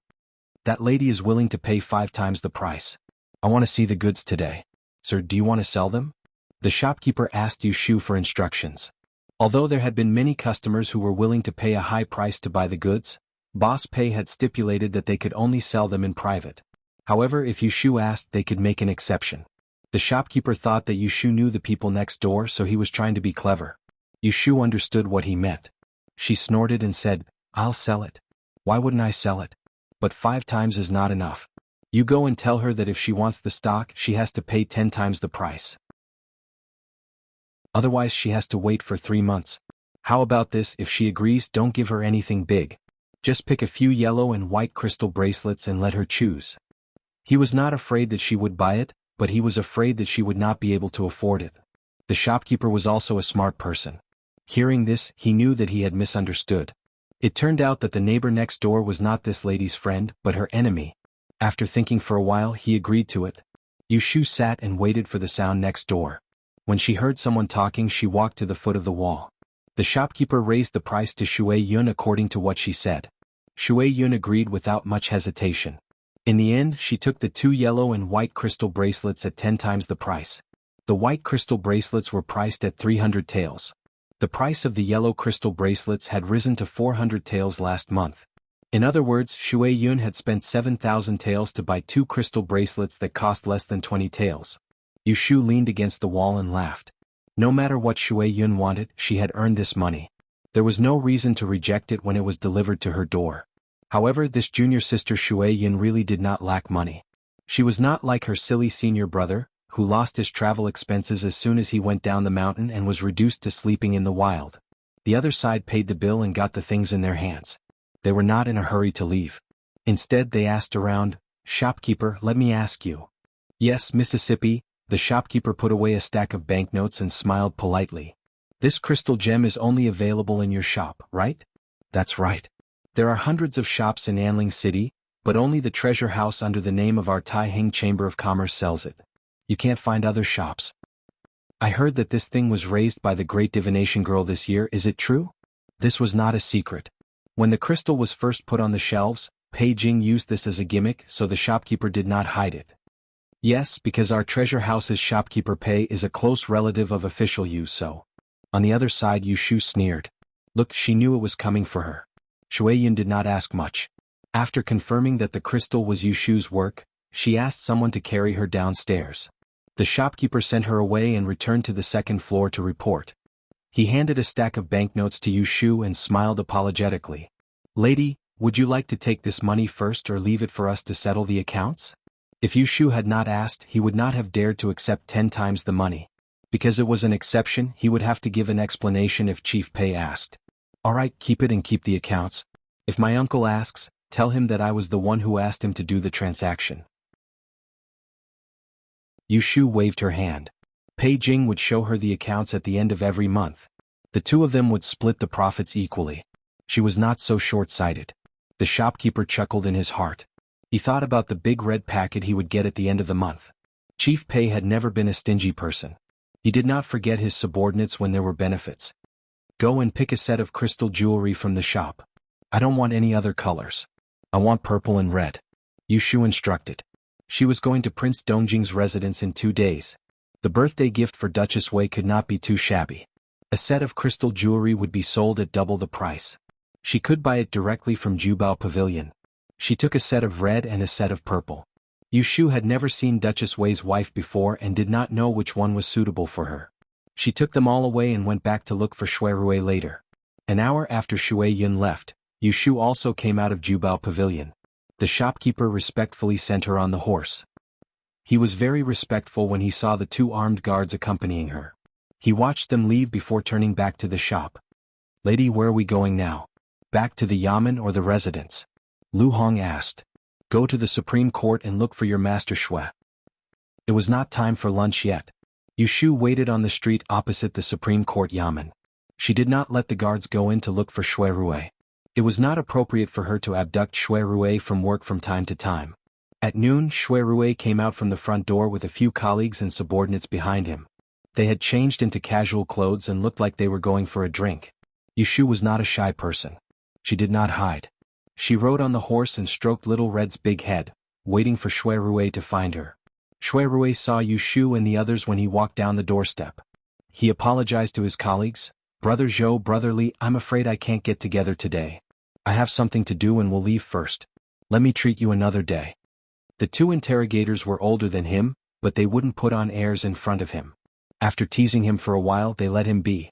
As he watched Shui Rui walk towards the opposite street, Magistrate Li had good eyesight. When he saw the woman on the horse, he exclaimed in surprise. Isn't that the Celestial Commissioner's supplement? Who is this lady? Don't you know Lord Zhou? He, that person is the renowned emissary Miao Ling, the one who was commended by His Majesty during the Water and Continent Conference. Our Lord Shui and this emissary are sworn siblings, so I'm afraid she has come here for something. Oh, I see. Lord Li looked over and observed Yu Shu's words and behavior. She had an extraordinary temperament and a decent appearance. He had an idea and asked his colleague, is this lady married? Immediately, a very good colleague laughed at him. Old Li, I know you are worried about your younger brother's marriage. You ask everyone you meet, but you have to see if they are a good match. This messenger Yu is currently serving as the Celestial Commissioner. She reached the 5th rank at the age of 10. It's rare to see a female official. Moreover, His Majesty has personally seen her.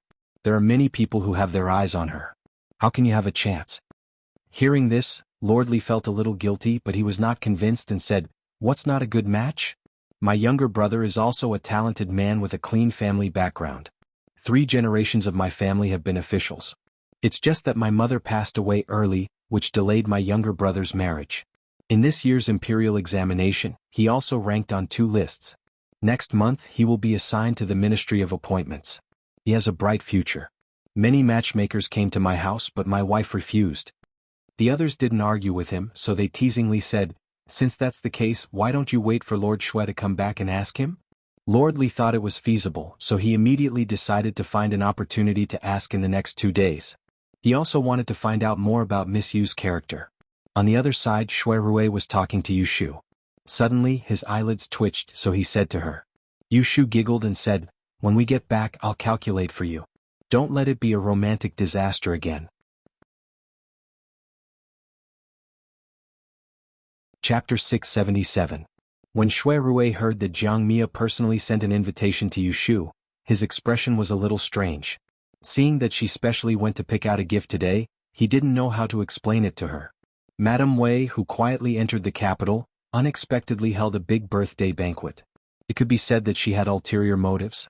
It was said that with Princess Changshu's presence, Many prestigious families in Anling City accepted the invitation and made sure to bring young ladies of suitable age from their residences.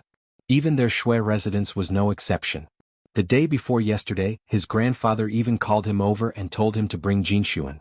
Shui Rui would never let his precious sister marry to Ningdong City, which was far away from Tianhan, even if he had a good relationship with Prince of Dongjing. Shui Lingnan obviously had the same intention. Shui Jinshuan's family background was good, but with her appearance and temperament, Madame Wei would not like her. So it was a good thing to bring her along. But Shui Rui hoped that he was overthinking and that Jiang Mia invited her on a whim and not with ulterior motives. Big brother, you have met Madame Wei before. Help me decide which set of red crystals or purple crystals is suitable to give away. Yushu opened 2 square brocade boxes. On the soft velvet cloth laid out were a full set of crystal jewelry of 2 colors. There were hairpins, nails, earrings, bracelets, pendants and rings. There were a total of 6 pieces. The luster of the jewelry and the craftsmanship of the carving were all rare and very presentable. Shui Rui put his mind at ease and smiled at her. Madame Wei is from the prestigious Wang family of Shandong. Her birth mother was the late emperor's sister, Princess Yao Guang. She married the previous prince of Dongjing and lived far away in Ningdong for 30 years. She does not care about trifles and is magnanimous and dignified. The red set is too sharp, so choose the set of purple. Yushu nodded. If not for Shui Rui telling her, she would not have known that Jiang Mia's mother was the cousin of the current emperor. I will listen to you. Yushu put away the purple set and took the red set outside. She instructed Su Qing to send it back to the treasure house so that she wouldn't forget it later. After saying a few more words, the corner of her mouth twitches in pain. Yushu hurriedly takes a cup of tea and drinks it. Shui Rui sees her secretly gritting her teeth on the way back. He only thinks that she is suffering from the wind while sitting on the horse. Now he feels something is wrong and asks, "What happened to your mouth?" Yushu got angry at the mention of this. She gulped down a few mouthfuls of tea and said, I've been suffering from internal heat for the past 2 days. My mouth has blisters and it hurts whenever I speak. When Shui Rui heard this, he reached out to pinch her chin and said, Let me see. Yushu tried to dodge but failed. She could only open her mouth to let him see. Just inside the corner of her mouth, Shui Rui saw it at a glance. 2 sesame-sized fire bubbles, white from the heat and close to each other. No wonder she bared her teeth. You have internal heat. Have you taken your medicine? Yushu said guiltily, No. He frowned and got up to go outside. He called Guiqi and gave some instructions. After a while, she saw the cook Xiuqing wiping her hands and coming to the door. She didn't even take off her apron. Miss, what's wrong? Xiuqing invited Yushu to the couch and sat down to feel her pulse. She looked at her mouth ulcers and turned to Shui Rui and said, Don't worry, young master. It's okay. I'll go ahead to write a prescription and ask Guiqi to get the medicine. Shui Rui nodded and said, Change to a few light dishes for lunch. Remove the fish and shrimp soup and stew some soup to relieve internal heat. Serve it after the meal. Xiuqing agreed one by one, then hurriedly left. She was the head chef of this Wangji restaurant. Without her, the kitchen would be in chaos for even a moment. Shui Rui didn't hide it from her. Yushu already knew that the people working in Wangji restaurant were all capable people. The cook knew how to treat illnesses and get medicine. The people who swept the floor and sprinkled water were all martial arts masters. Once, when she woke up early, she saw the usually naive Ah Ping holding a broom. He stepped on the wall and flew to the roof of the 3rd floor to sweep the fallen leaves. She was so shocked that she held back her urine. She really didn't know where Shui Rui recruited these weirdos. She never asked him, but hid this curiosity in her heart. After closing the door, Shui Rui came back and sat beside her. He stared at her for a while and suddenly sighed. He reached out and pulled her into his arms. He said in a low voice, What can't you discuss with me? Why do you have to be anxious alone? You're too competitive. She was not a broad-minded person.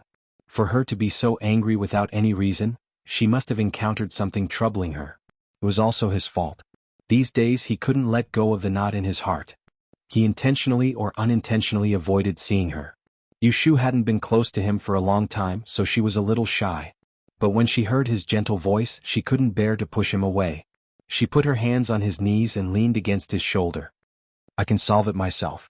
Why should I trouble you? She didn't say it, but don't think that she didn't care about him.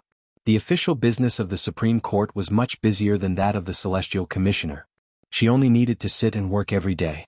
Once he encountered a case, he had to run around. He had to listen to trials in court and torture in prison.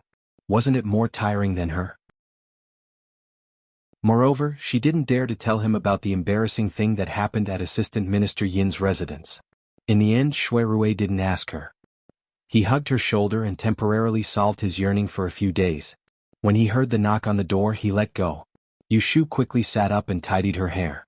Only then did she call for someone to come in and serve the dishes. She was deceiving herself. She didn't know that the people of Wangji Tower had already guessed the relationship between the two of them. They were just willing to be blind. In the blink of an eye, it was the day of Madame Wei's birthday. Yushu didn't have a rest today. In the morning, she went to Kunling Bureau as usual and approved a few documents before leaving. Because she wanted to return to the residence to change, she didn't make an appointment with Shui Rui. A little before noon, Yushu's sedan chair arrived at Huading Street. The road ahead was blocked. Lu Hong asked her outside if she wanted to wait for a while or get down to walk. Yushu thought that she wasn't a noble person, so she got down the sedan chair and waved at Abe Kizo, who was riding a mule behind her. The child quickly got down and trotted forward. "Master, take the congratulatory gift and follow me." The sedan chair bearers found a place to rest. Yushu took a maidservant and 2 guards through the streets that were congested with carriages and horses and arrived at the entrance of the Prince of Dongjing's residence. The Jiang family was a marquis with a different surname. They had been guarding outside for many years. This residence had been empty for many years, but it didn't seem to be in dire straits today. Bright red lanterns were hung up in broad daylight. A pair of white jade lions reclining in front of the door was scrubbed clean and specially tied with red silk around their necks. A scarlet carpet was laid on the doorstep and extended to the middle of the road. It was a festive scene. The person welcoming the guests at the door wasn't an ordinary person. There were only women in the residence, so it wasn't appropriate for them to receive guests in the front yard. Thus, Madame Wei invited a cousin of Lu's clan, Duke of Guangping Lu Deong, to stand at the door. Although the Duke was almost 40 years old, he had to call Madame Wei little aunt in terms of seniority. When Yushu saw the unfamiliar face at the door, she cleverly took a few steps back. When other guests came forward to greet him, she realized that he was a second-rank duke.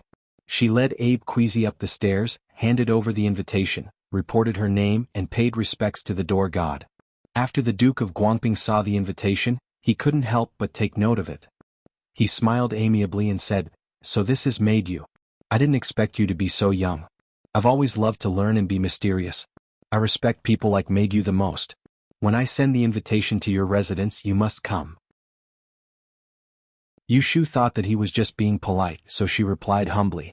After entering the door, she was led to the backyard by a maidservant because she was a female guest. Along the way, she met a few familiar faces and exchanged pleasantries. There was a man-made lake in the east of the garden of the Prince of Dongjing's mansion. There were pavilions on the lake, and the banquet was placed in the middle of the pavilions. There were no less than 100 tables and there were really a lot of people. Yushu was invited to a table in the middle. Before she sat down, she looked around for traces of Shui Rui. Yesterday, Shui Rui asked her to help the aunt of the Shui family bring Shui Jin to the banquet. Today, Shui Rui stayed in the front yard and asked Yushu to take care of his younger sister. Yushu was duty-bound. Shui Rui's younger sister was also her younger sister. She was looking at others, but someone behind her saw her first. Xan Lu and Sidu Qinglan were sitting together, separated by 2 carved railings. Xan Lu pointed to the east and said, "Lan Lan, look, isn't that the Lotus House?" Sidu Qinglan turned her head, and the smile on her face faded a little. She said, "It seems to be her." Xan Lu pulled her and said, let's go find her." Sidu Qinglan sat still and persuaded her, "The banquet is about to start, don't run around." Xan Lu was reluctant. Her mother was sitting on the side talking to Mrs. Qin and couldn't care about her. Qin Yuero was also there. If she didn't take this chance to find the Lotus House, she wouldn't be able to escape when the banquet started. "Forget it, if you don't want to go, I'll go." "Wait, look." Situ Qinglan pulled her and pointed to Yushu. They saw a tall girl wearing a fiery red beard and a fiery red crown stride towards Yushu and affectionately put her arm around her shoulder. The two talked and laughed as they went to the main table together. They all knew who the fiery girl was. She was Prince of Dongjing Jiang Huaying's younger sister, the pearl of Madame Wei, Princess Chunwei Jiang Mia. "Sit down," Sidu Qinglan sneered and said to Xan Lu, "How can she see us?" Xan Lu pouted and sat down. She turned her head and stared at Sidu Qinglan. "What do you mean by that?" Sidu Qinglan shook her head and didn't say anything. Xanlu was stubborn and said in a low voice, "Don't think I don't know. You're blaming her for not going to your birthday celebration. I told you long ago that she's in the government office. She must be so busy that she forgot. You didn't go and ask her, so you're blaming her first." Situ Qinglan's face stiffened. She wanted to refute but couldn't say anything. She could only smile bitterly and look up at Yushu's back. She couldn't tell if she was sad or envious. It was her birthday in late July. She had invited Yushu early and she had promised to come. Who knew that on that day, Yushu wouldn't come even after waiting for a long time? After that, her cousins in the family laughed at her behind her back. How could she feel good? "Alright, don't think too much. We'll find a chance to ask her later." Xanlu thought that she understood Yushu and didn't want Situ Qinglan to misunderstand her. While the two were talking, Yushu had already been led by Jiang Mia to greet Madame Wei and introduced her. "Mother, this is the Miss Yu I mentioned to you before. She's the first friend I made in the capital. You can call her Lotus Fong." She didn't mention Yushu's official position or her title. She just casually brought her to Madame Wei. Madame Wei glared at her daughter before turning around and smiling kindly at Yushu. She said, "My daughter isn't particular about etiquette. It must have been hard for you to play with her. You must have suffered a lot from her. Good child, do you have a small name? Or should I call you Lian Fong?" Yushu agreed, "Madam can call me Lotus Fong." Chapter 678. The scene of Yushu being led to the main seat by Jiang Mia was noticed by many. For Country Foreign's birthday banquet, all the foreign and Tai who had women of suitable age in their fu had brought their daughters. Everyone knew what Country Foreign was planning. Some came excitedly and some were unwilling. For some people, it was a good thing that they couldn't even dream of to be able to hug the thick thigh that was Dongjing Wangfu. The Jiang family had controlled a large army to defend the northeast for several generations. They had wealth and power. If the family could have a Wang Fei, even if it was a different surname, it was enough for them to be proud. Princess Changshu had personally come out to take care of it. This clearly showed that the emperor placed great importance on Prince Dongjing's marriage. But these people definitely didn't include the Count's Rui family. While Country Foreign was recuperating, it wasn't convenient for her to take her daughter out. Ren Rui Shi, the married daughter, had brought her younger sister Rui Zizhu to the birthday. Other families might have brought their daughters to let Country Foreign look at them, but Ren Rui Shi knew very well that they were just here to go through the motions. The daughter of the Rui family couldn't marry into the Jiang family and Rui Shi couldn't marry into the Jiang family. Everyone else was kept in the dark, but Ren Rui Shi had received Empress Rui's orders. The Jiang family must not be too close. Previously, Jiang Huaying had privately stationed troops in Ningdong City and had hundreds of thousands of garrisons. Thus, Emperor Zhaoqing summoned Lady Wei and her daughter to the capital. On one hand, it was to beat down King Dongjing's rebellious heart, and on the other, it was to restrain the Jiang family's wild ambitions. Empress Rui helping Country Foreign pick a daughter-in-law was just a way to appease the Jiang family. It wasn't that Emperor Zhaoqing wanted the officials in Jing to be close to the Jiang family. Quite the opposite, he didn't want to see such a situation. Therefore, the daughter that married into the Jiang family today would become an abandoned chess piece in the future. The daughters of the Count of Zhongyongfu had always been precious. How could they be lost here? Ren Rui Shi watched coldly as Yushu was brought forward by the Jiang family's little Junju. Ha, she really can't be missing anywhere. A jumping clown dared to try and get everything. She really didn't know the immensity of heaven and earth. Dejia. Rui Zizhu, who was beside Madame Ren, heard her talking to herself and looked to the east, vaguely guessing who she was talking about. Zhu, when the banquet starts, don't wander around. If someone asks you a question, just smile and don't speak carelessly. Do you understand? Madame Ren reminded her sister.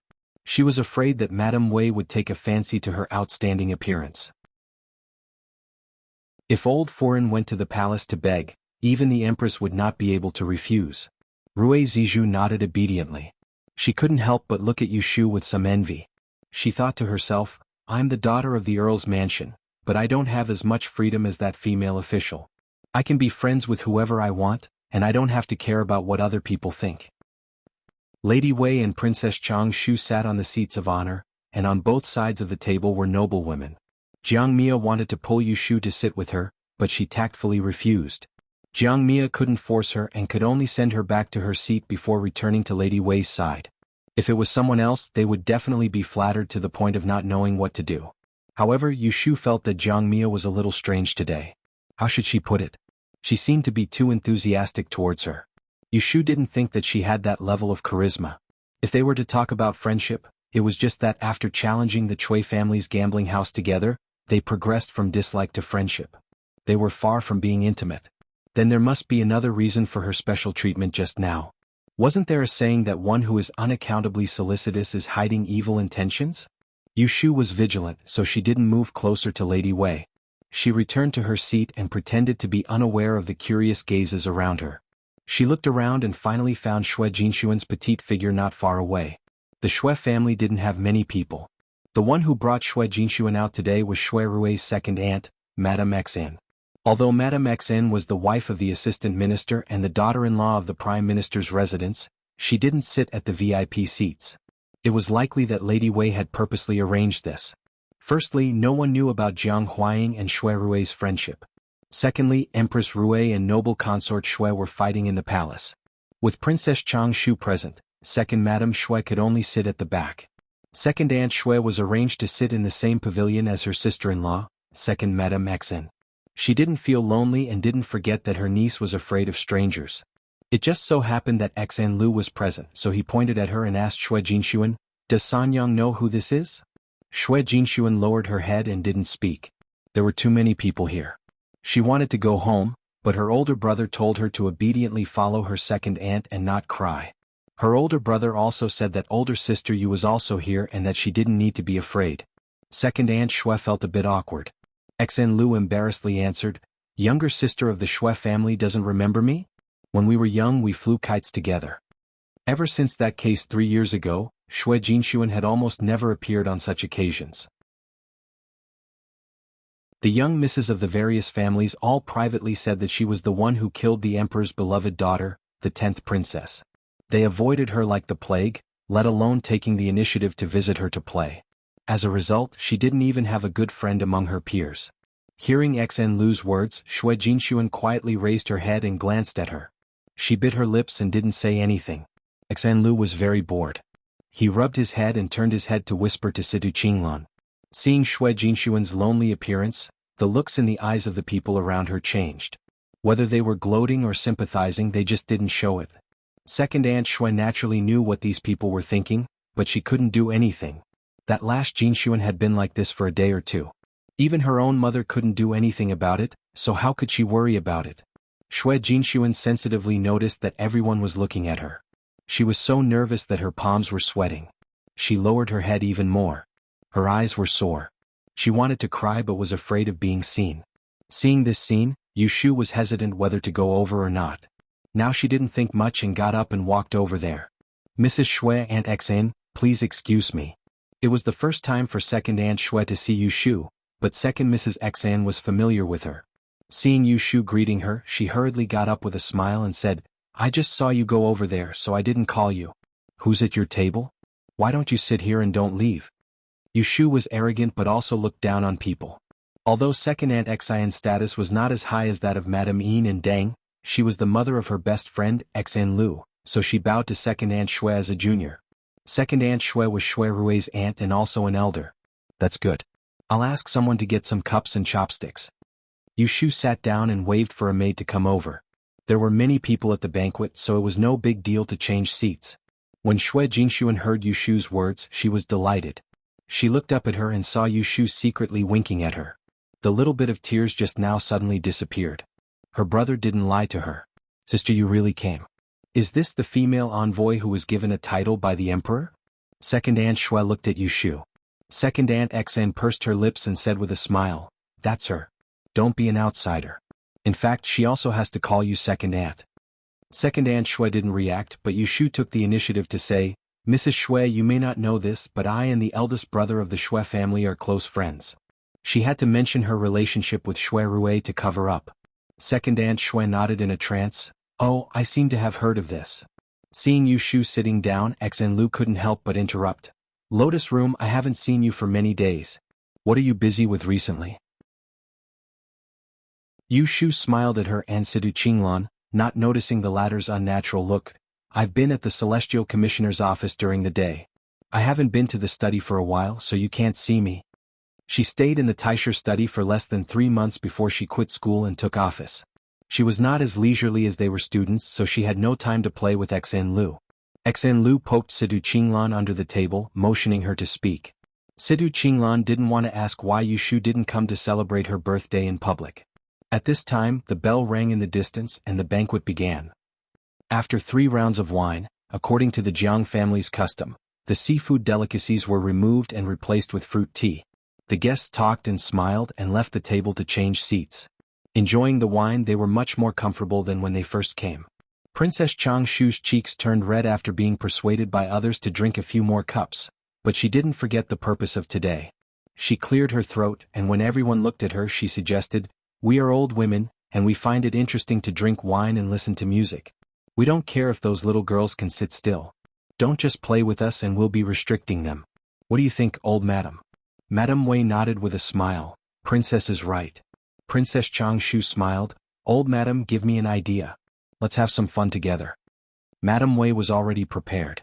She clapped her hands and 4 maids walked out from behind the gauze cabinet. Each of them held a brocade box in their hands, and the shape was varied between round and square.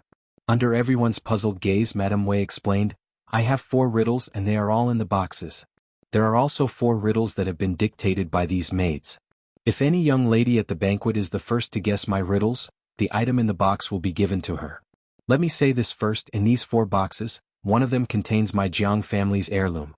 Whoever is fated to get it, I won't be stingy." As soon as she finished, the crowd at the banquet became noisy, and there was a lot of discussion. Princess Changshu smiled and clapped her hands. "That's great. You can't regret getting your Jiang family's heirloom." As she said this, she had people spread the riddles in all directions so that all the guests would know. Jiang Mia's cold eyes swept over the eager faces around her, and she sneered inwardly, "Do these mediocre women want to fish in troubled waters? Is it so easy to be my sister-in-law? Why don't they take a piss and look at themselves in the mirror? Which one of them is worthy of my imperial brother's finger?" She stood up and walked a few steps towards the railing, feeling the breeze on the lake. She looked in Yushu's direction and thought, "She's just a barely satisfactory candidate. I still need to think about how to convince her mother." Yushu did not know that she had been targeted by Jiang Mia. When she heard that Madame Wei wanted them to guess riddles, she did not think much of it. She heard Xen Luer ask her, "Lotus Room, what is the Jiang family's heirloom? Do you know?" She shook her head and smiled, "How would I know?" Chapter 679. Each of the 4 riddles given by Madame Wei was to guess one thing. They were, looking south and lonely stars are low. Pacifying ensure, allocating official grain. Once China is united, how can the 2 places be separated? One arrow to stop yearning, one night is like 100 years. Each of the 4 maids holding a brocade box held a riddle and recited it. If anyone did not hear it clearly, they could ask them to recite it again. Although there was no paper, the riddle was not complicated. It was only 1 or 2 sentences, and one could remember it after listening to it twice. Yushu was not interested in other people's family heirlooms, and she did not like to figure out these riddles. So she drank and listened to other people's discussion. Compared to some nervous and excited girls, she was much more relaxed. In reality, these 4 riddles weren't that difficult. As long as one wasn't too stupid, one could guess at least one of them. However, everyone knew that Madame Wei was choosing her daughter-in-law in the name of guessing riddles.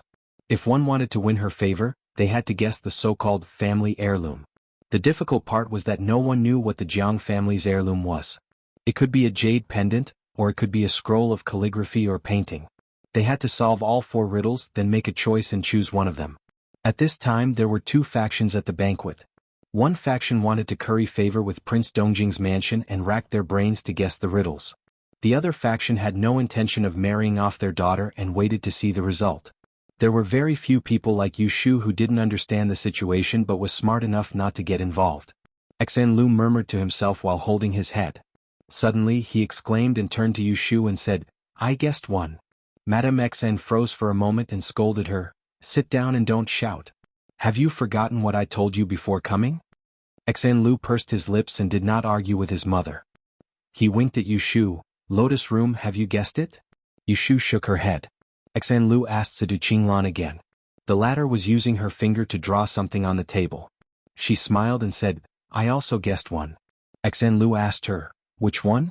Is it the one in south gazing Lone Star?" "I guess it is jade." What about you? Her voice was not loud, but people nearby heard it. Someone coughed as if blaming her for revealing it. Situ Qinglan nodded and glanced at Yu Shu, who acted as if nothing had happened. She said softly, I also guessed that. Xan Lu's eyes lit up and poked her, then say it quickly. You can even get a jade if you guess it correctly. Maybe it is the Jiang family heirloom. It was not so simple. Situ Qinglan sighed inwardly, her gaze fixed on the waterside pavilion not too far away. The graceful Madame Wei was currently speaking with Princess Changshu. Her gaze swept to the sides from time to time, clearly observing the young ladies at the banquet.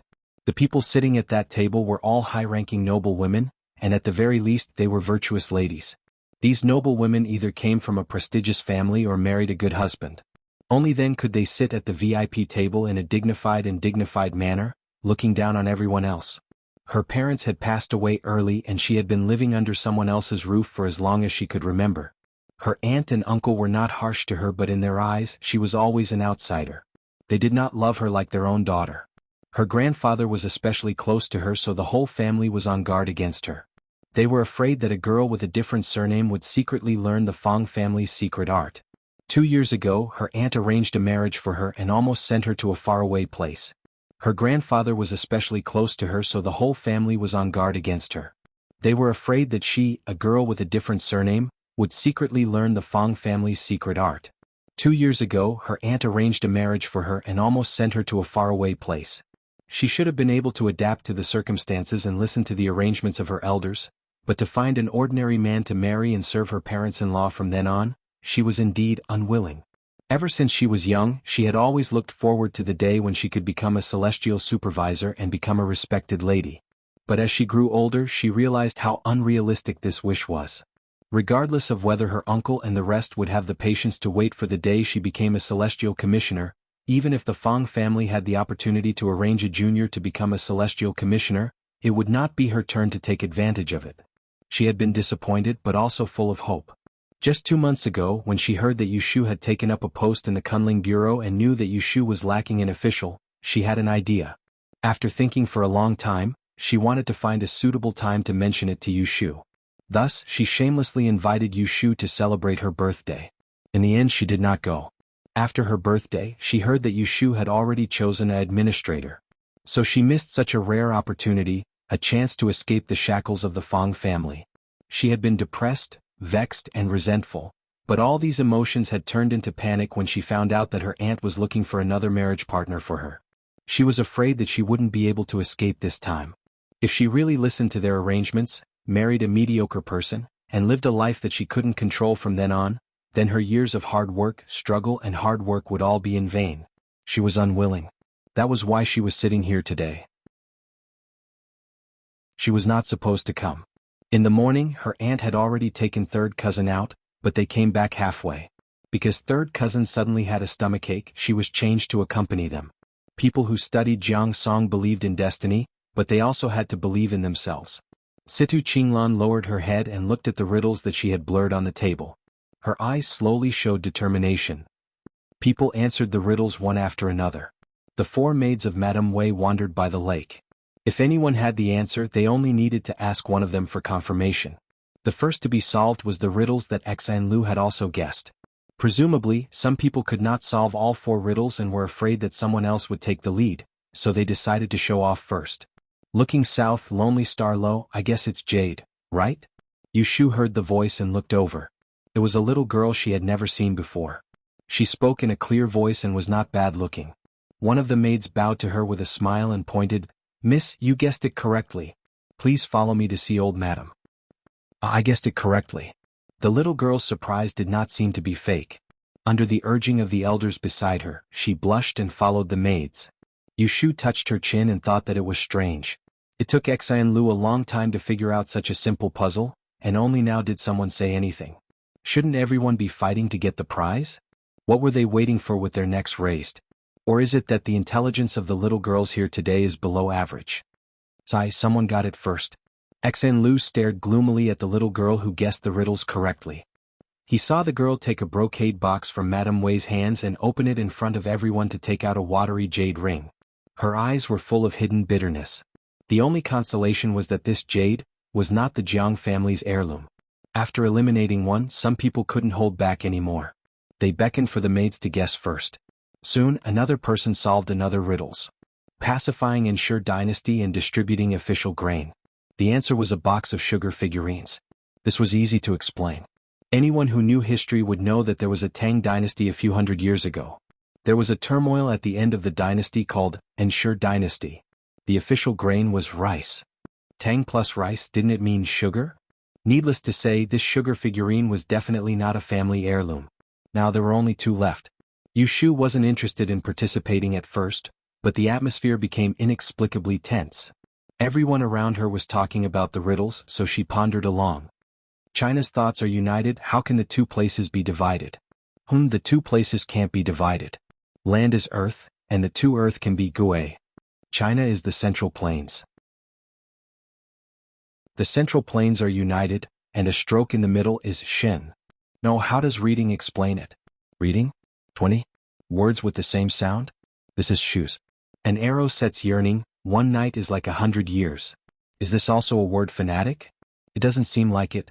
An arrow is an arrow, and this should be the side. Yearning is the other half. Let's not worry about it for now. She looked at the second half of the sentence. One night is like 100 years. This is easy to understand. 100 years implies death. If one night is like death, it's missing a dagger. She looked back at the first half of the sentence. Got it? Yearning is red bean. An arrow and a bean are the words short dagger. Yu Shu quickly guessed the answer. She secretly praised herself for being smart and not getting old. Then she thought, which one is the Jiang family's heirloom, the shoes and the dagger?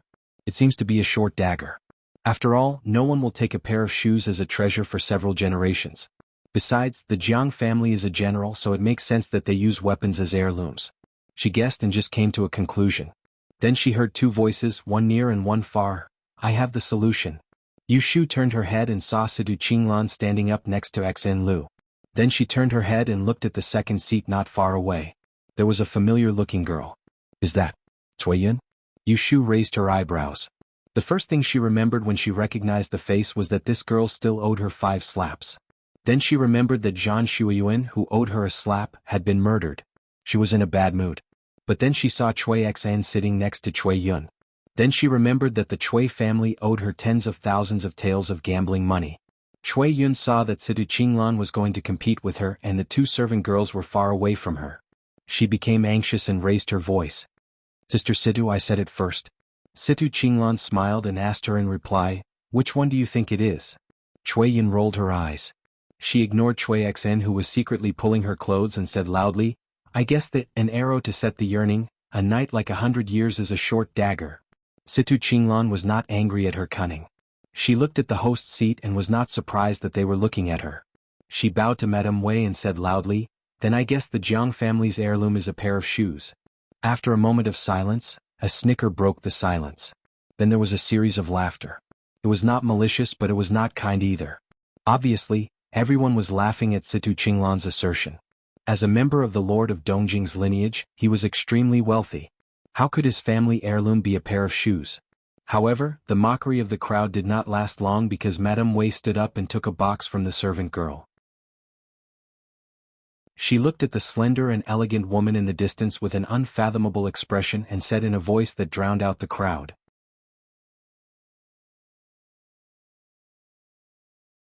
Chapter 680. The Jiang family's heirloom was actually a pair of shoes. Everyone, including Yu Shu, thought it was a joke. However, after Madame Wei told them the story of her ancestor, everyone came to a sudden realization and completely dispelled their suspicions. This could be traced back to a few generations ago. Prince of Dongjing's grandfather's grandfather was posthumously titled Marquis of Peace, Jiang Taigong. Prince of Dongjing's branch started from this ancestor. It was said that Jiang Taigong was born as a concubine's son. His father ran an escort agency and his mother was not kind. When he was young he lived a hard life. His neighbor, Squire Zhou, had a daughter who was close to Jiang Taigong. She often secretly sent food and clothes to him. After a few years, Jiang Taigong had grown into a handsome and calm young man. Miss Zhou was also born with a delicate and beautiful appearance. Jiang Taigong intended to marry Miss Zhou, but he was opposed by both parents. The Jiang family imprisoned Jiang Taigong and broke one of his legs. When Miss Zhou heard the news, she sneaked out and bribed the servants of the Jiang family to rescue Jiang Taigong, who was on the verge of death. Jiang Taigong had once been unable to recover from his setback. It was Miss Zhou who enlightened him and persuaded him to leave his hometown and find another way out.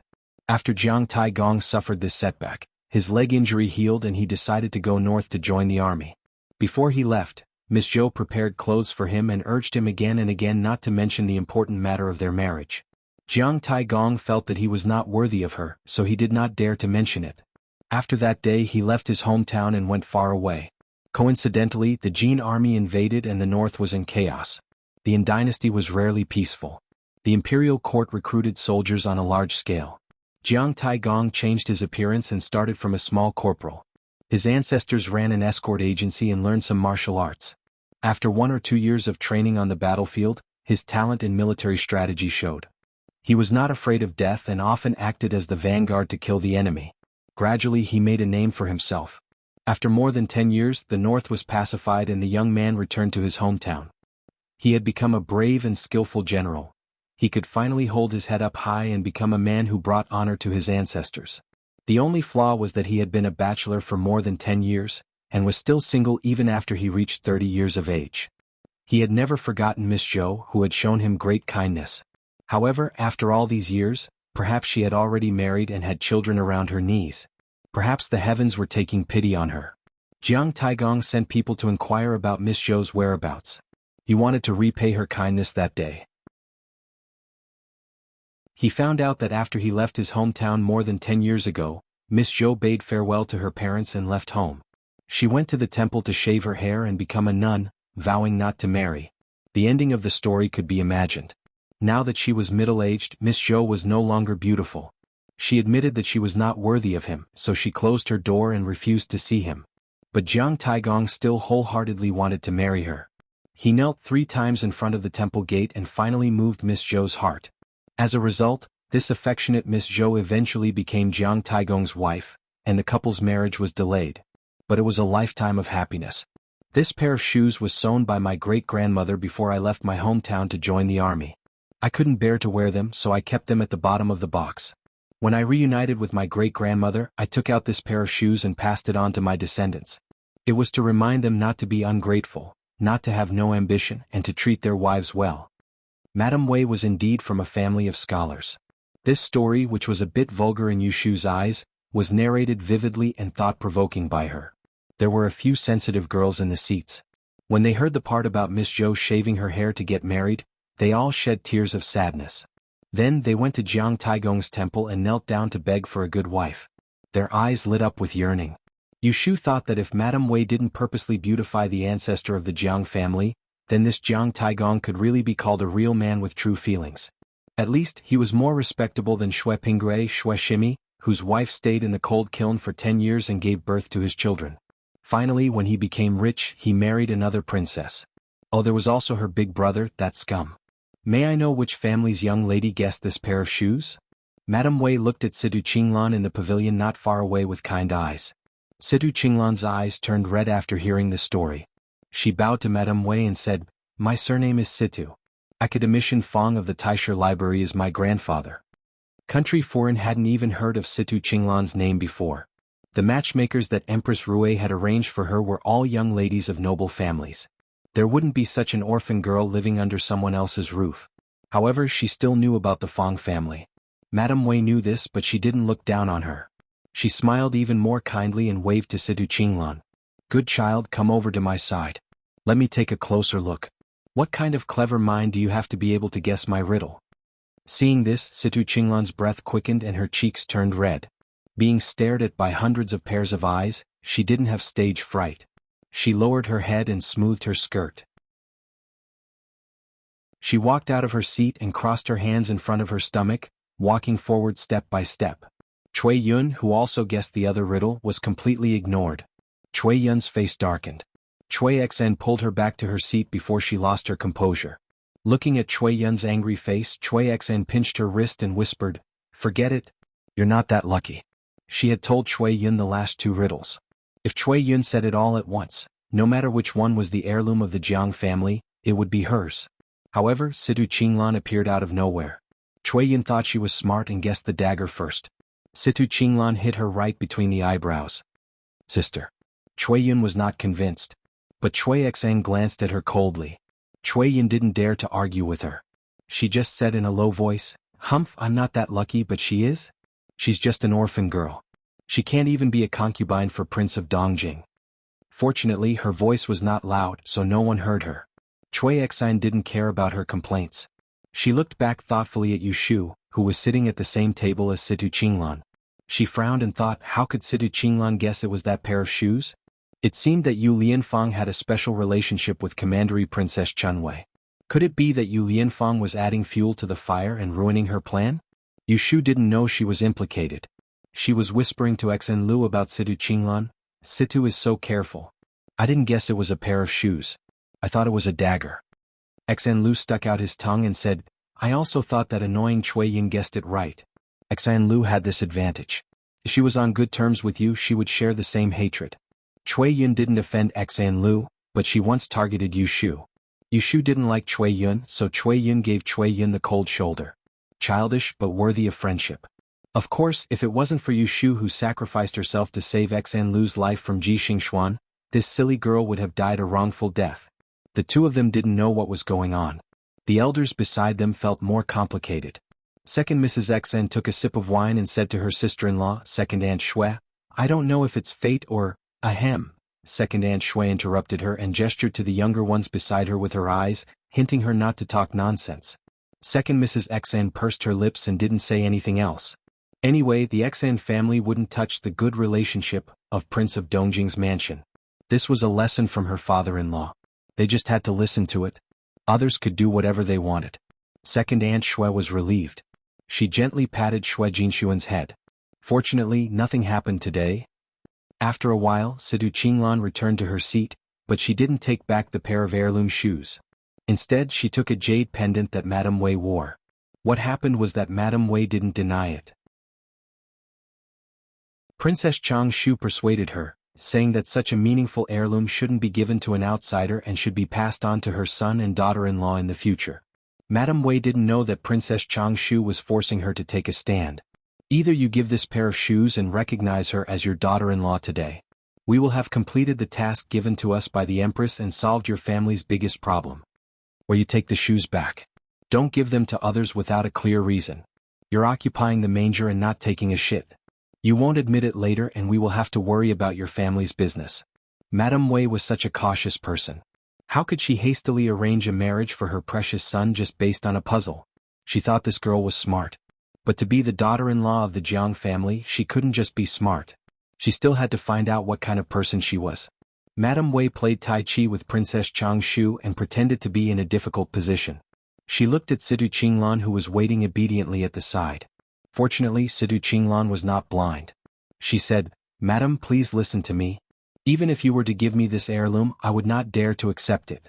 When I get home, I would have to offer it to you. Thank you, Madam, for your kindness. But this heirloom is too heavy for me to accept. Madame Wei smiled and asked the maid to put away the shoes. She took off an old jade bracelet on her wrist and held Situ Qinglan's little glove. She said gently, What a good girl. What a good girl. I love smart and decent girls like you. Since it's not convenient for you to accept these shoes, I can't let you suffer a loss. Since everyone else has a prize, I'll give you this mutton fat jade bracelet. I've worn it for many years. It's a good thing. Don't refuse it. Situ Qinglan didn't want to be disrespectful, so she accepted it. That was what happened. Xen Lu listened to Situ Qinglan's explanation and snickered. She moved closer to Yu Shu and said, I think Lan Lan is taking advantage of you. What's the use of an old pair of shoes? It's better to take a bracelet. Exactly. Yu Shu thought so too. Situ Qinglan heard them whispering and knew they were talking about her. She secretly rubbed the exquisite jade bracelet on her wrist and smiled faintly. She didn't care. She knew that things wouldn't be so easy and she couldn't be too hasty. Today was a good start and Madame Wei already had her in her eyes. Her chances of success were much higher, and she would have to rely on her own hard work next. She looked around and stopped at Yu Shu. She purposely snorted to get her attention. Then she interrupted, What are you two talking about me secretly? Xen Lu covered her mouth and shook her head. I don't believe you. Situ Qinglan glared at her. She turned to Yu Shu and asked curiously, "By the way, Lianfeng, I see that you and Commandery Princess Chunwei are very close. Have you known each other for a long time?" Yu Shu didn't know where to start. She just answered vaguely.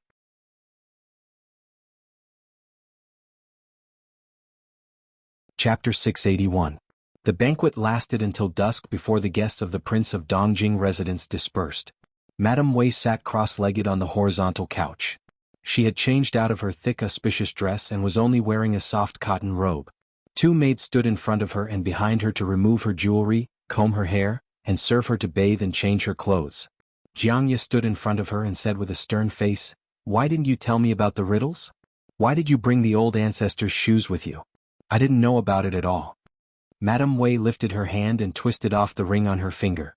She glanced at her and said, "Do you think I can't see your little thoughts? If I told you, you would definitely leak it out in advance.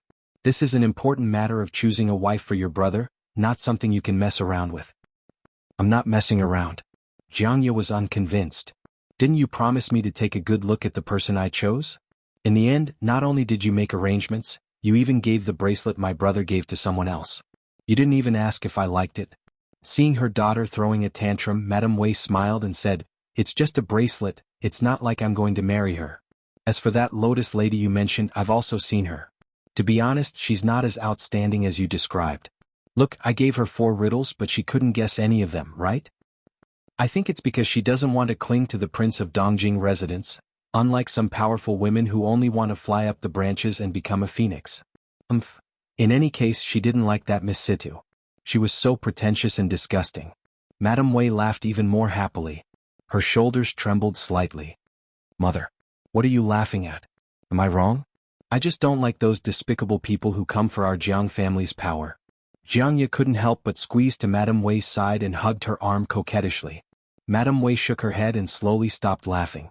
She wiped the corner of her eyes and asked, "Then what kind of woman do you want to find for your brother? A woman who hates wealth and doesn't eat the food of the world? Hualan, you are the daughter of our Jiang family. How can you be so short-sighted? Alright, I won't say any more. Don't get involved in this matter anymore. I have my own plans. I will find a good lady that your brother will definitely like." After a pause, she poked Jiang Mia's nose and teased, "She's also a good sister-in-law who doesn't dare to bully you." When Jiang Qia saw that she couldn't persuade her mother, she felt vexed. However, she didn't continue to pester her mother endlessly. It was just that whether her mother would listen to Madame Wei's words was another matter. Shui Rui sent second Aunt Shui and Shui Jinshuan back to their respective residences. He changed into a light outfit and rode out again. Yu Shu and he had agreed to meet at the market on the east side of the city. The Shui estate and the Yu estate, one was at the foot of the imperial city, while the other was on Baochang Street, which was a little farther away. Therefore the two of them went home to change their clothes. By the time they met again, it was already night time. There was no curfew in the northern part of the city in September. There were only a few small shops, restaurants, dance halls and music halls that were closed on North and South Main Street. It was the busiest time of the day. When the lanterns were first lit, Yu Shu and Shui Rui led their horses and walked among the endless stream of people. Occasionally people would turn their heads to look at them, but they didn't recognize them. Madame Wei gave 4 riddles. The answer to each riddle is the same item. Whoever can guess it will get the gift. Among them there's also a Jiang family heirloom. Can you guess what it is? Yu Shu thought that it was not easy to guess and gave him a few more hints. There's a piece of jade, a dagger, a pair of shoes and a box of sweets. Unexpectedly, Shui Rui answered without thinking, "It's probably a pair of shoes." Yu Shu was surprised and looked at him suspiciously. "Did you hear this from your second aunt?" Shui Rui shook his head. He didn't stop to rest when he escorted his daughter back to the residence. He was afraid that she would wait for too long and wouldn't have the time to ask about these details. "I already knew that the Jiang family's heirloom is a pair of shoes." He smiled and didn't tell Yu Shu that Jiang Huaying had spilled the beans when he was drunk when Jiang Huaying had a drinking competition with him. Yu Shu thought of his unspeakable relationship with that Prince of Dongjing, so she didn't ask further. On the other hand, Shui Rui asked her with some concern, "Which of the 4 riddles did you guess?" He thought that she better not guess the pair of shoes. Otherwise it would be fun. "I didn't guess any of them." Yu Shu shrugged. Shui Rui secretly sighed in relief. Then he was in the mood to tease her. "What kind of riddles are so hard to guess? You can't even guess them?" He remembered that she was very good at riddles. On the opening day of Wang Jilu, it was the Lantern Festival. There were customers looking for trouble in front of them, and in the end, it was Yushu who came up with a question that baffled them. Yushu said for no reason, "It's not that I can't guess it. I just don't want to be the one who stands out." She muttered, "I feel that today's birthday banquet isn't that simple." It seemed that there were a little too many young ladies. The last part of the riddles was a little abrupt. They even brought out the family heirloom. She didn't believe that there wasn't something fishy going on. "Say, do you think that Madame Wei is planning to find a daughter-in-law for the Jiang family?" Yushu didn't guess out of thin air. Prince of Dongjing was still a bachelor over 30 years old. There was a rumor that the emperor intended to marry Prince of Xiang's daughter, Princess Shiwen, to the northeast.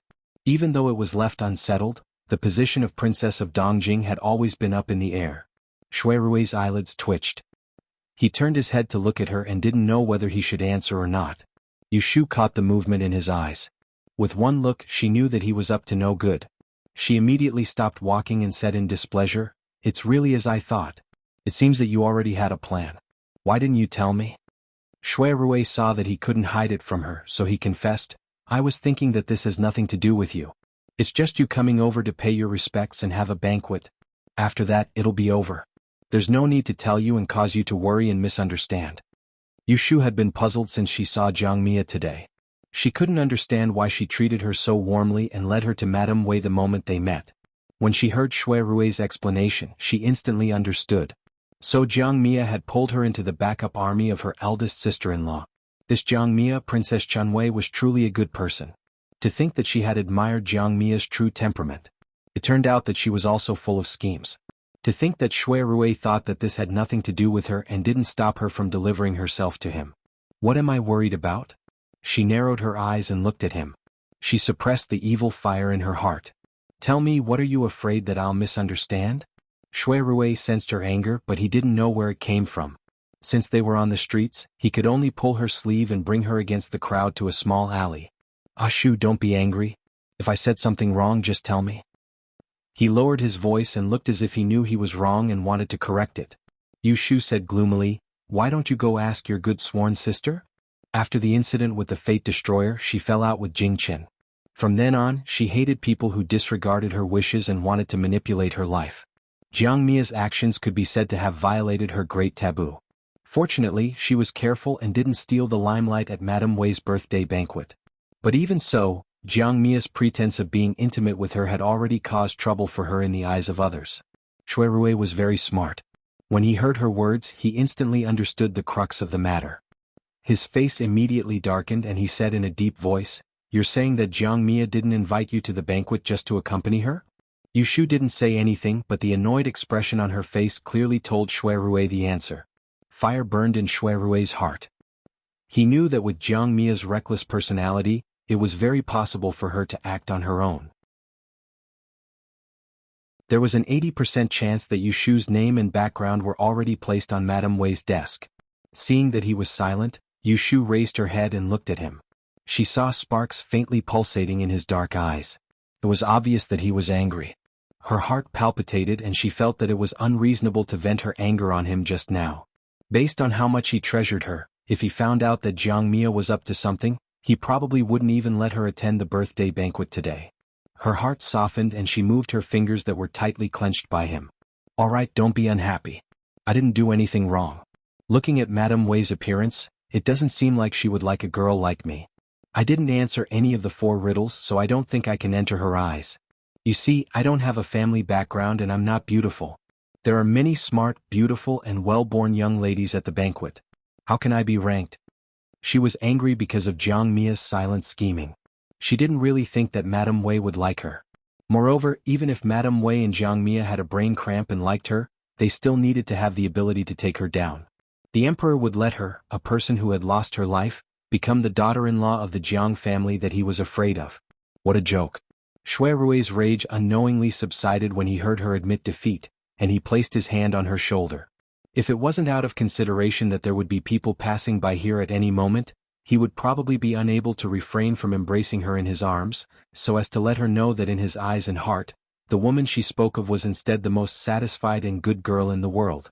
"Then you don't blame me?" "Blame you for what?" This matter isn't your fault. Yu Shu rolled her eyes at him and hit his chest. At most, I will just ignore that Jiang Mia in the future. Shui Rui thought about it and said, Jiang Mia is a very stubborn person. Even though I don't know why she has her eyes on you, if you want her to give up, she won't easily give up just because you ignore her. What can she do to me? Yu Shu didn't agree. Before today she thought of Jiang Mia as her friend and was willing to give her face. But after today, who did that girl think she was? Shui Rui smiled and sighed. He patiently explained to her, previously at the Chui family's gambling den, you also saw that Jiang Mia has a temper that wants to see the world in chaos. She loves to cause trouble. If others go along with her, it's fine. But if they don't, she will turn the world upside down and won't stop until she reaches her goal. In my opinion, you don't have to be in a hurry to fall out with her. Tomorrow, I will talk to her face and tell her not to have any ideas about you. When Yu Shu heard him analyze Jiang Mia's temperament in detail as if he knew her very well, she was a bit displeased but didn't take it to heart. She only asked him, how are you going to talk to her? What if she doesn't listen? Shui Rui's eyes narrowed slightly. His handsome face glowed softly under the dim yellow streetlight. He squeezed her soft shoulders and said, if she doesn't listen, I will think of a way to send her back to Ningdong City so that she can't stay in the capital anymore. Ashu, you don't believe me? Under his affectionate gaze, Yu Shu couldn't muster up the slightest bit of rebuttal. She mumbled and said,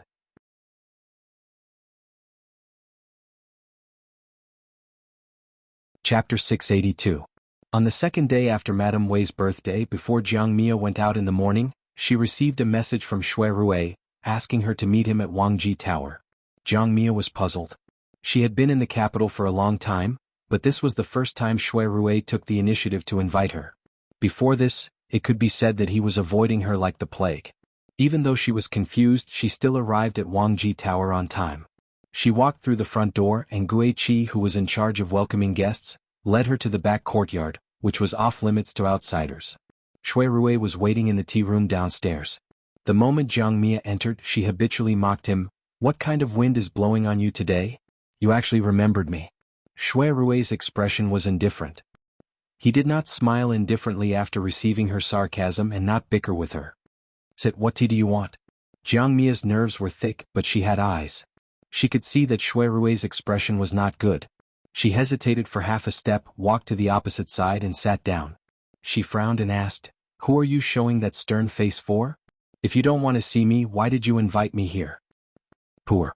It's dry in autumn and it's easy to get inflamed, Shui Rui said to himself. Gui Ba, who was standing at the door, responded in a low voice and turned to prepare. This time Jiang Mia clearly felt that Shui Rui was neglecting her. She was baffled. Shueta Lang, what do you mean? If you have something to say, just say it. Don't beat around the bush. What's the hurry? Shui Rui looked at her coldly and said, don't you know what you've done? Yesterday, old Madame's birthday banquet was obviously to choose a princess consort for your brother, but you invited Ashu. What are your intentions? Hearing that, Jiang Qia finally understood why Shui Rui was angry. She did not feel guilty but instead sneered, you are so nosy. Do I need to specifically tell you why I invited her? After a pause, she immediately realized that Shui Rui would come to her to denounce her, most likely because Yu Shu had said something to him yesterday. Otherwise, she would have sent the invitation to Yu Shu in the morning, and Shui Rui would have known about it. Why didn't he say anything before but waited until after the event? What's wrong? Is she unhappy and complaining about me in front of you? Jiang Mia furrowed her brows, not concealing the displeasure on her face at all. Mishiro said, it's a good thing that others can only wish for, so what's there for her to feel aggrieved about? Could it be that my royal brother isn't worthy of her? Hearing the disdain at the end of her words, the tone of, I don't even think she's worthy of my big brother, so what's there for her to feel aggrieved about? Shui Rui would become angry no matter how good his temper was. Originally he wanted to be patient and reason with her, but he could not tolerate her. He immediately said coldly, parents' orders and matchmakers' words. How can someone else's marriage be decided by your words so easily?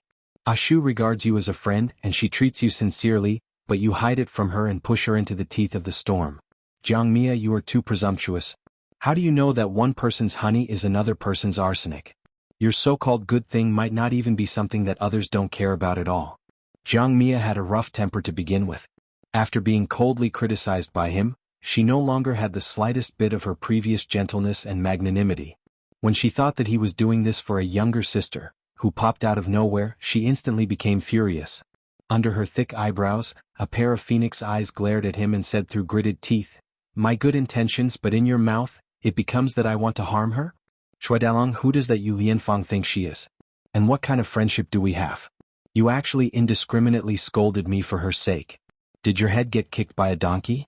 At that time, when she found out that Shui Rui had acknowledged another adopted younger sister like this, she was very unhappy. She didn't like that little girl from the beginning, but because they had played together for a while, she realized that it was rare that Shui Rui wasn't a snobbish person and was rather capable, so she put down her prejudice and befriended Shui Rui.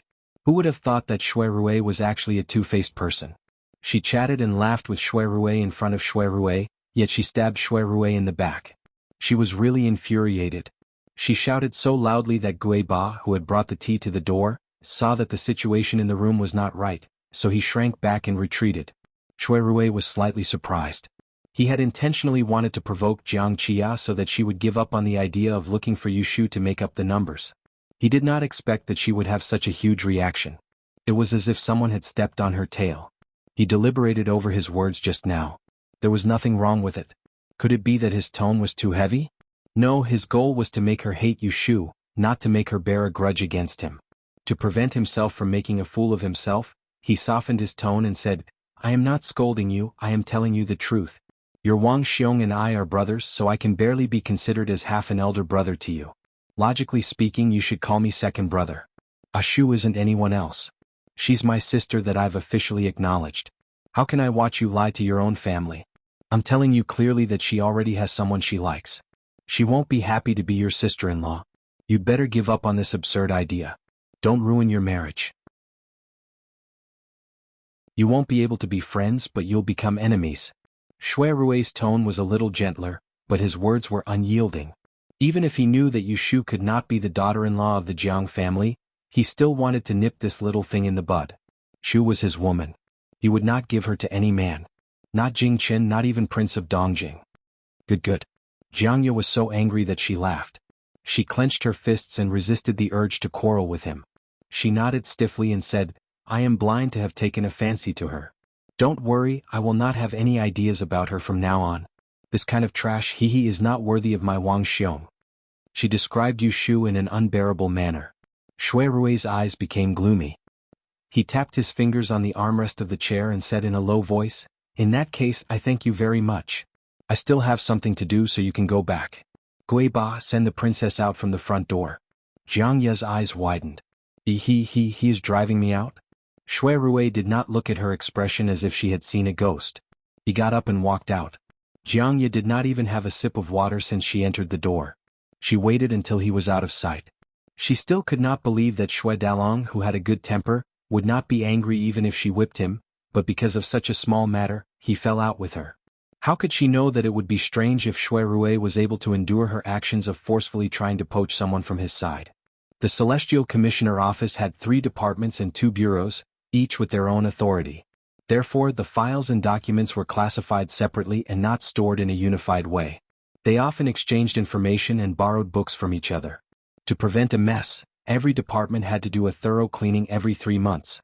At the same time, they would check the stacks to prevent mistakes and omissions in the files of the headquarters. After Madame Wei's birthday, Yushu received a notice from her superiors. They wanted her to check the stacks of the Celestial Commissioner Office before the 10th month. She thought that it was better to do it sooner than later, so she gathered a group of subordinates and assigned them tasks on the same day. Early the next morning, she asked Lu Hong to take her seal and went to the Taiching department to borrow a few strong servants to move the books. Under her leadership, the people of the Celestial Commissioner Office started working in full swing. She was so busy for 3 to 5 days that she temporarily forgot about Jiang Mia's matter. One afternoon, when Yushu came out of the Directorate of Astronomy with a face full of dirt, someone called out to her. "Lotus Room." Yushu looked up and saw Xen Lu jumping down from a carriage opposite and waving at her. She walked over with Lu Hong and Su Qing, only to find that Xen Lu did not come alone. Situ Qinglan also got off the carriage with her. Seeing her looking over, she smiled and said, "Fortunately we came in time or you would have left." Yushu wondered why these two people came to the yamen to find her on a whim. She asked, "Don't you have classes today?" Xanlu interrupted, "I have nothing to do in the afternoon, so I came to play with you. Lotus Room, let's go for a drink later." Situ Qinglan was more considerate than Yushu. She could see that Yushu was tired, so she said softly, "If you are tired, we can do it another day." Yushu shook her head with a smile. She was happy that they remembered her as their little friend. She patted Xanlu, who was pouting, and said, "Come back with me to change. I'll treat you guys tonight. What do you guys want to eat?" The library had accumulated a lot of dust for 3 months. These days she did not slack off. She had been taking the lead in tidying up the library. After a day she was sweaty and dusty. Even if she was a little sore, she did not mind walking with them. The 3 girls did not go to the Wangji Tower. Instead, they found a gaily painted boat rented by a merchant by the Jade Lion Lake. They booked a private room on the 2nd floor to eat freshwater seafood and enjoy the night view. The crabs in September were very fat. The yellow was full of oil. They were simply steamed with ginger and white vinegar. There was no need to add any seasonings. When they were peeled, it was so fragrant that people swallowed their tongues. Yushu loved to eat crabs in her previous life. She was good at peeling the shells. She took the crab legs and picked out the crab roe. She ate 2 or 3 crabs quickly. Xanlu was so anxious that she could not even open the crab shell. She kept pestering Yushu to help her. Yushu always indulged Xanlu. She scolded her for being stupid, but she washed her hands and quickly helped her to peel the crab. She was not in a hurry to eat. Situ Qinglan looked at them and was very envious. She could not learn Xanlu's skill of being coquettish and clingy. Although she wanted to be close to Yushu, she could only do it from another side. "Since you stopped coming to the Taisher library, several academicians have asked about you. They are concerned that you have not finished your studies and you have no time to study." I thought about it. Feifei and I are almost the same as the academicians you have studied. We combined the important parts of the courses we have learned in the past 2 months and made a copy for you. You can read it when you are not busy. You can more or less benefit from it. Hearing this, Yushu naturally thanked the 2 of them for their kindness. She put down the half-peeled crab, wiped her hands clean, picked up the pot, and poured them a cup of chrysanthemum wine with a mild flavor. Situ Qinglan drank it happily. Xanlu rubbed her greasy fingers and stuck out her tongue at Yushu. "Don't thank me. Just thank her. I'm not so considerate." Yushu smiled at Situ Qinglan and also drank up. Situ Qinglan drank a few cups of wine and plucked up her courage. She stared at Yushu and said, "There is something I don't understand. It has been bothering me for a long time. I don't know how to tell you." Yushu was confused. "What is it hard to say?" Xanlu hurriedly swallowed a mouthful of crab roe. "It's just..." Situ Qinglan grabbed a piece of date cake and stuffed it into her mouth to stop her from interrupting. In Yushu's puzzled eyes, she said bitterly, "Since you mention it, I will just say it. I invited you to my birthday celebration in July. Why didn't you come?" Yushu was stunned. Then she quickly recalled what had happened in July: her appointment, the aquatic and land conference, Zhang Shuiyuan's murder, one after another. Situ Qinglan's birthday was mixed among so many troublesome things. She only had a vague impression that she was the one who gave her the invitation. After remembering it, Yushu looked apologetic. She couldn't find an excuse after thinking for a long time, so she apologized to Situ Qinglan. "It's my fault. I forgot about it. I'm sorry." Sure enough, Situ Qinglan had already guessed that Yushu forgot about her. It was not that she was delayed by other things. But she felt better to tell her frankly than to make up an excuse to deceive her. Situ Qinglan wanted to smile at Yushu and tell her generously that it was okay. But when things came to the point, she found that she couldn't even smile. She didn't want to be hypocritical to her. When the words came to her mouth, they became complaints. "I waited for you for a long time that day. When the dishes were cold and the people were gone, she still didn't give up. She thought that Yushu would be late." Looking at her sad look, Yushu felt very guilty. She had a good relationship with Situ Qinglan. Although it was not as good as Xanlu, she was one of the few girls who could get along well with her. Thinking about it, she felt that she had to make up for it no matter what. So she said, "Situ, don't be angry with me. I apologize to you. I will give you a birthday gift later. Next time I will be the first one to be there." Xanlu, who was listening anxiously at the side, finally swallowed the piece of date cake and could help to say, that's right. Don't be angry at Lotus Room. Just tell her what gift you want. Just extort her fiercely. Lotus Room is rich now. It's a piece of cake to take out 1,000 or 800 taels. Yushu turned her head and stared at her. Don't make trouble. I don't have money. What 1,000 or 800 taels? Do you think silver is a stone? Then she turned to Sidu Qinglan and smiled apologetically. Don't listen to her. The gift must be valuable or good. Stingy Lanlan. I think you should continue to be angry with her. Xen Lu turned his head and began to drag Yushu down. Yushu looked constipated. Pfft. Sidu Qinglan burst out laughing. She wasn't faking it. She really wanted to laugh. Although she had some complaints about Yushu previously, she couldn't bring herself to complain when she saw Yushu begging for mercy. Based on Yushu's current identity and reputation, if she didn't really treat her as a friend, why did she have to lower her head and apologize to her? How could she not understand such a simple truth? Why did she have to worry about nothing because of a moment of anger? A cool breeze blew in from outside the window and woke Sidu Qinglan up. She began to feel ashamed of the idea of using Yushu to get close to Jiangmia. She really shouldn't have. Then I will forgive you this time. If it happens again, I will ignore you no matter what. She picked up the wine pot and filled Yushu's cup. She pretended to be angry and said, 1 cup is punishment. Don't do it again. You drink once and I drink once. Then we are even. Yushu laughed and agreed. She didn't realize that tonight, because of her confession, she had saved a friendship that was on the verge of destruction. Maybe many years later, when the two met again, only Sidu Qinglan would remember tonight. At that time, she would be extremely grateful for the choice she made tonight.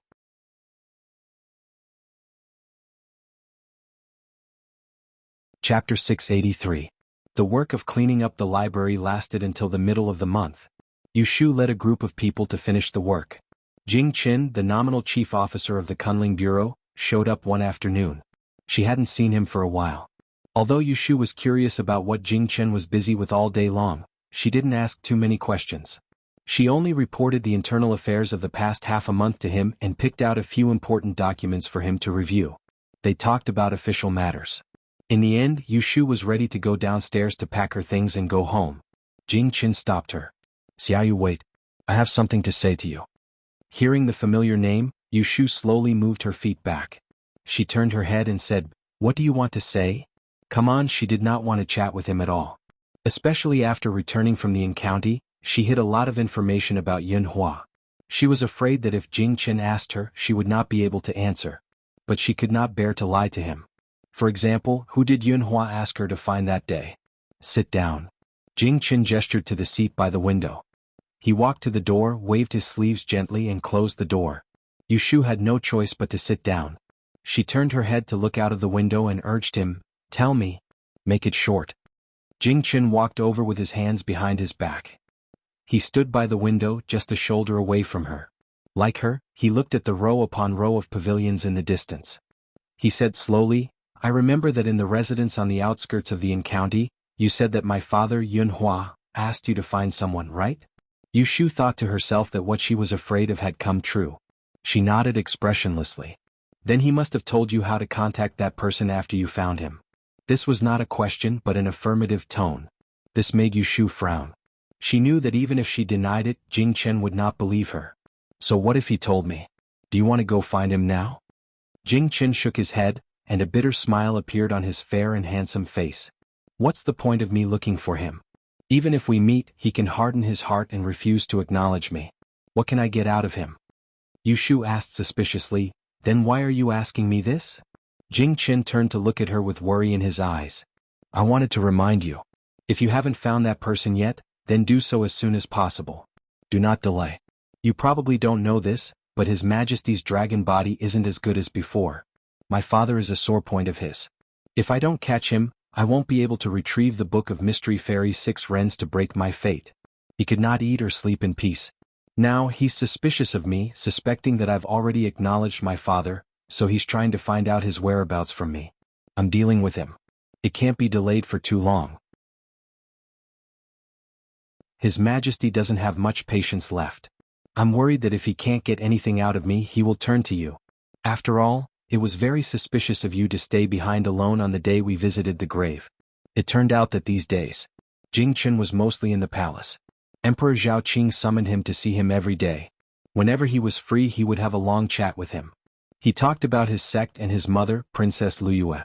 Every time he tried to move him with emotion and reason, He felt that if he couldn't bear his fate as the Scourge of Dawn, he would be ashamed to face his teacher who risked his life to save him and his mother who took the risk to give birth to him. Emperor Zhaoqing never mentioned his father, Yunhua. His intention was obvious.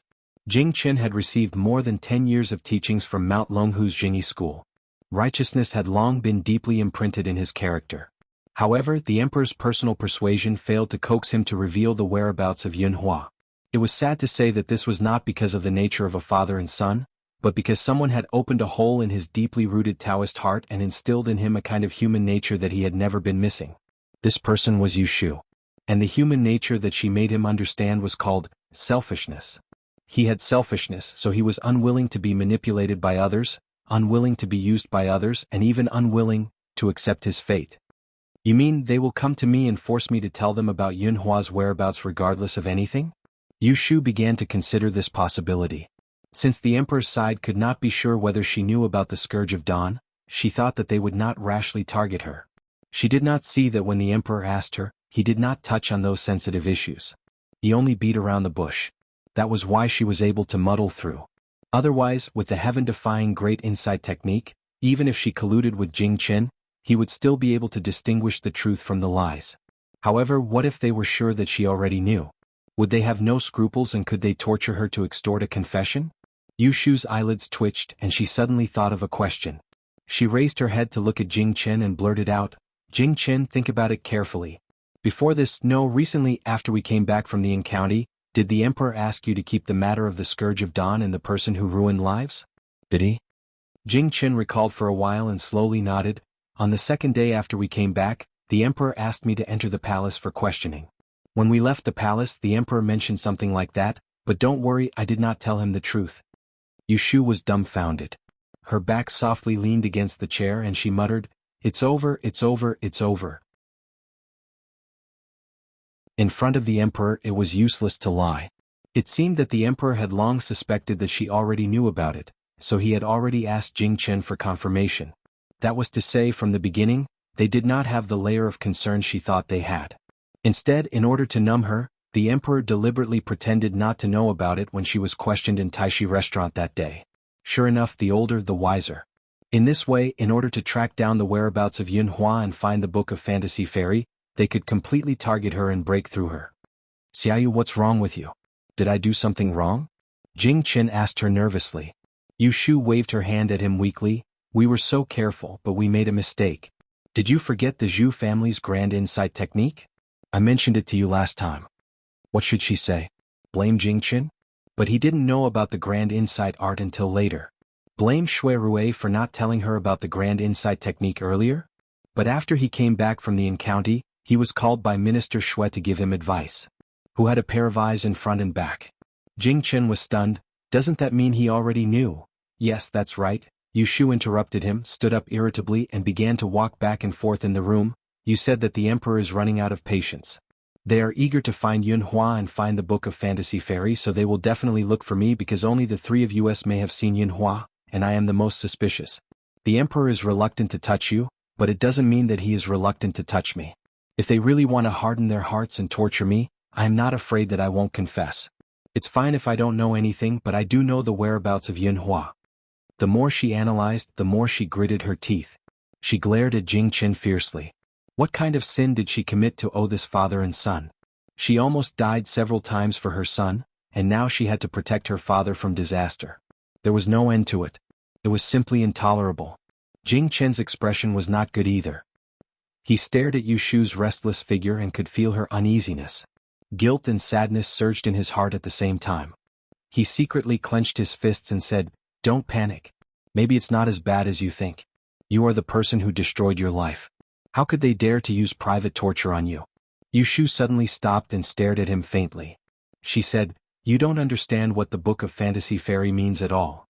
The troublemaker, the person who destroyed his life, and the heir to the throne were all involved in this. The Book of Fantasy Fairy was the most important thing. Without it, everything would be empty talk, including Jing Qin and her." She completely understood Emperor Zhaoqing's eagerness to find Yunhua's whereabouts and his desire to kill him. 20 years ago, Yunhua set the world on fire, and it really pierced through the sky. "No matter what, I won't let anyone lay a finger on you again," Jing Qin said in a low voice.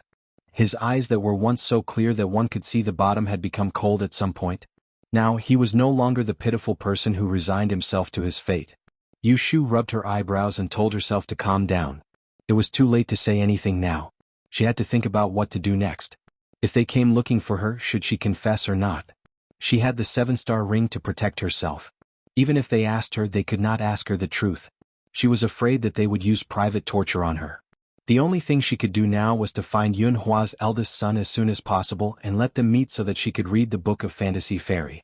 Then she could take precautions when she had a look at it.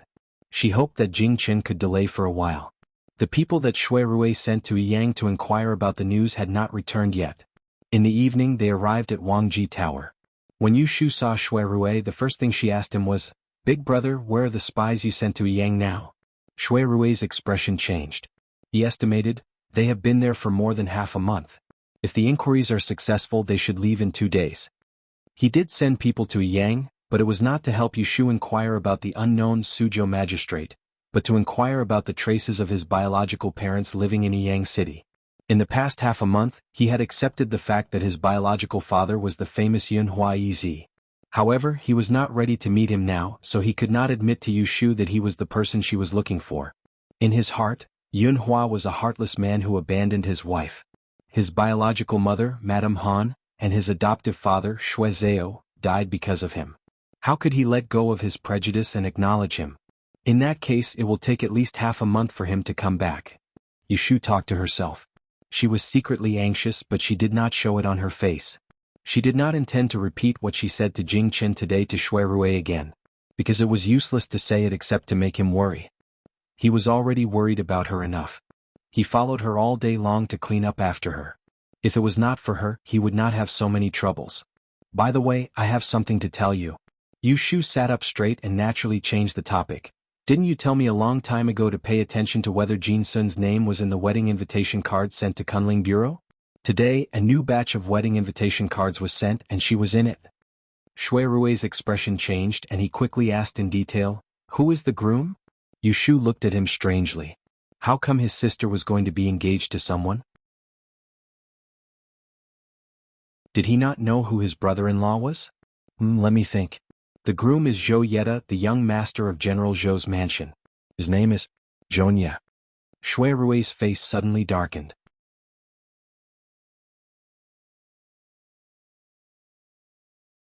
Chapter 684. Shui Jin had passed her marriageable age. As the legitimate daughter of the minister's office, there were only a few people who came to propose marriage. This was because the incident with the 10th princess 3 years ago had caused too much commotion. Not many families did not know about it. The 10th princess was the daughter of the empress and was also the most favored daughter of Emperor Zhao Qin. As the culprit who was rumored to have killed the 10th princess, it did require courage to marry the third daughter of the Shui family.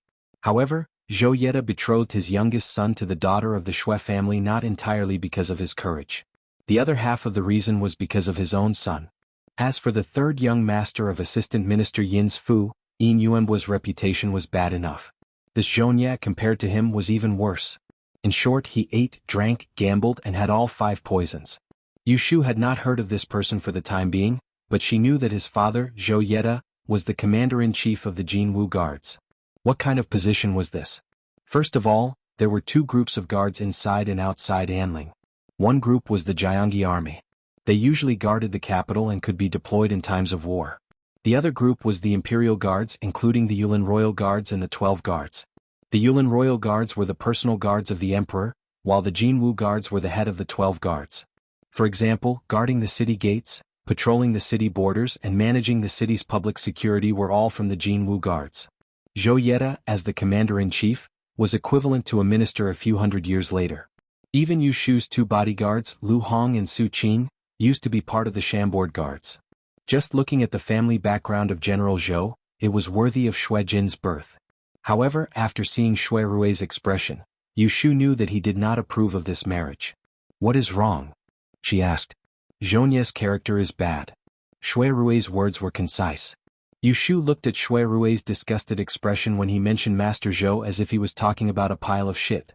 She slowly frowned and said hesitantly, "Since the marriage invitation has been sent to Kunling Ju, it must have been approved by your grandfather. Does he not know that Zhonye is unbearable? Why did he agree to marry him? Shui Rui shook his head. His grandfather knew Zhonye's character better than he did. However, the reason he agreed to this marriage was not because of his grandson-in-law's character, but because of the power behind him. In the past, when Shui Lingnan was leading the army, Zhou Yeda was once a general under his command, and he was indebted to Zhou Yeda for his guidance.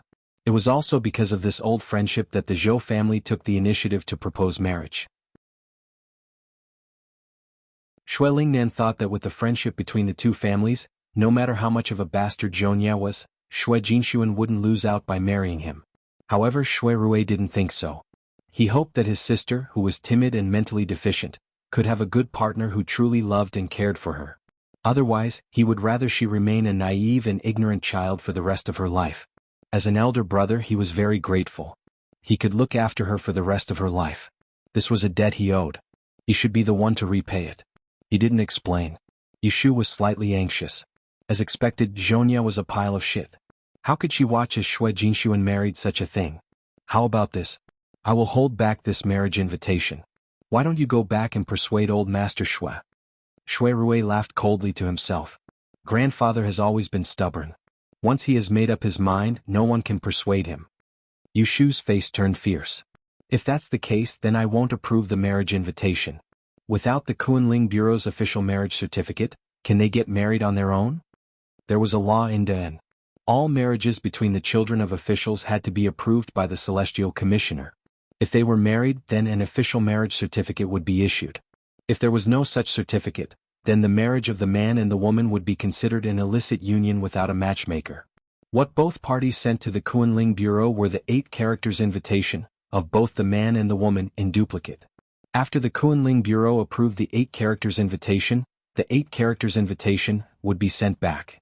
1 copy would be received by the man. Shui Rui was amused by her arrogant words. He stared at her and said, "It's easy for you to say. If you really do this, you will offend the two families. At that time they will accuse you of neglecting your duties.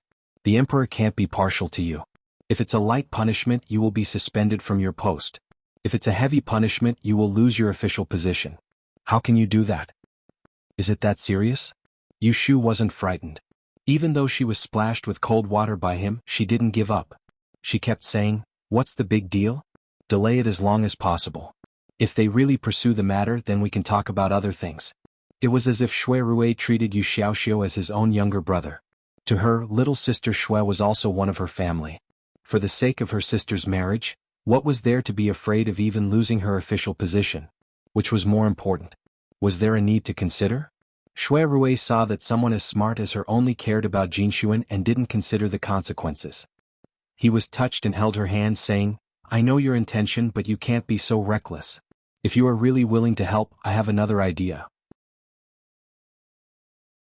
Listen to it and see if it works." "Okay, then tell me what to do." "What I mean is that not only do you have to approve this horoscope, you have to do it as soon as possible. However, when you do it, you have to do something.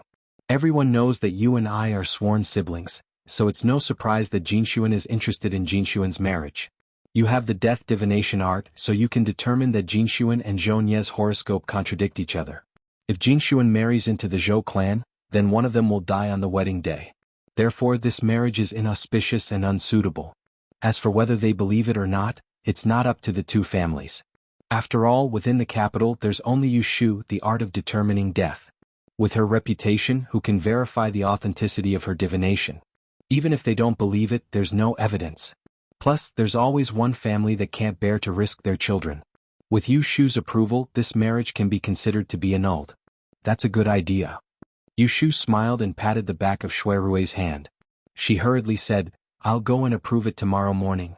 It'll be sent out in the middle of the month. There won't be any delays." Shui Rui wasn't as optimistic as her. He sighed and said, "If there's no other choice, I'm not willing to use this method. This method can only be used once, it can't be used once." Yushu thought about it and understood what he meant.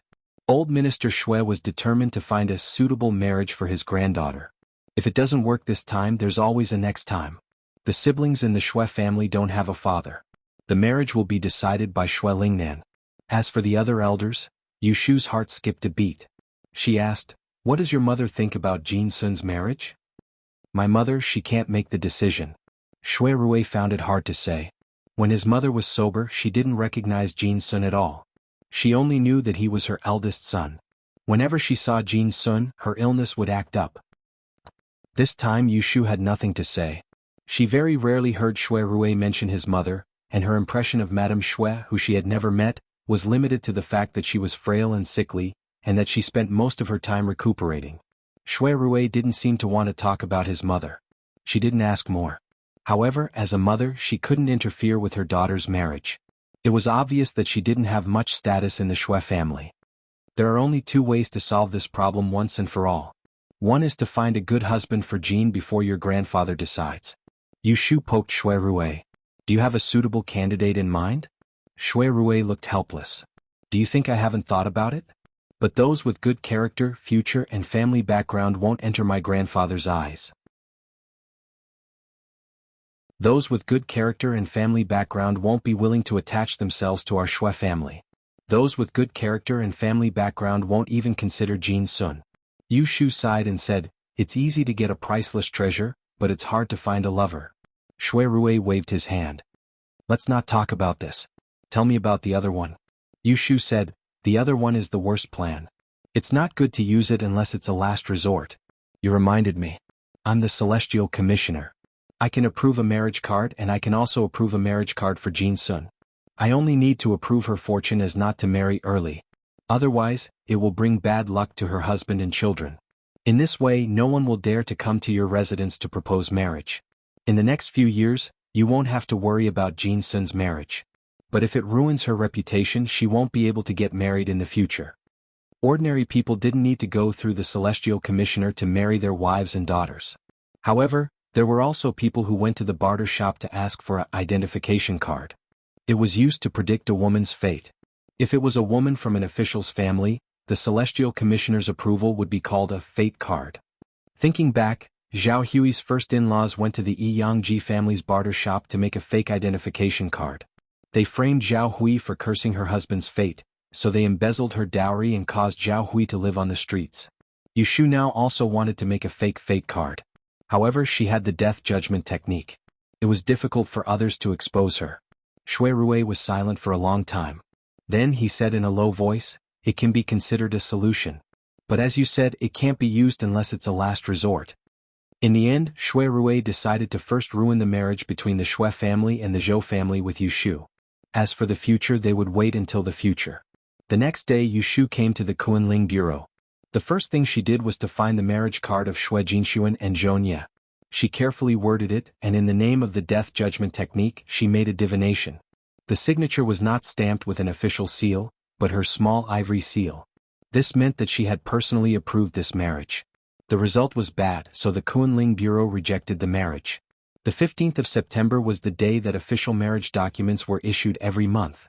Usually, the marriage card sent to the Kunling Bureau would receive the documents the following month at the latest, unless it was accidentally lost. However, this month, there were destined to be some families who would not be able to wait for the Kunling Bureau's official marriage documents. Xiao, and take these 2 marriage cards.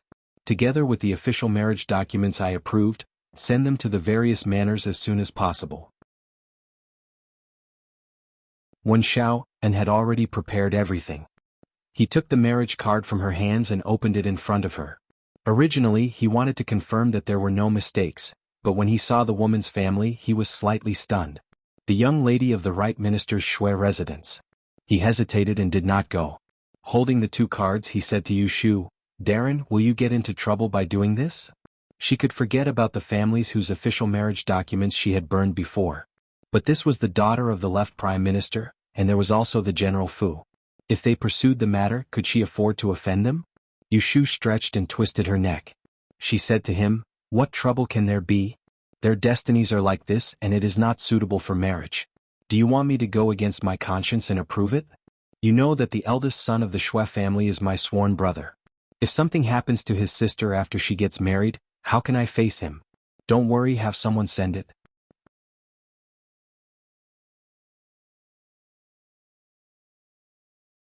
Chapter 685. When it was the day for the official marriage documents to be sent out, There were a few families who did not receive a reply. After waiting for a long time without any news, they thought that the government needed to be bribed and deliberately delayed it. So they thought of ways to send gifts to the Princess Fu where Jingchen was. Something happened to the chief and assistant of Kunling Bureau.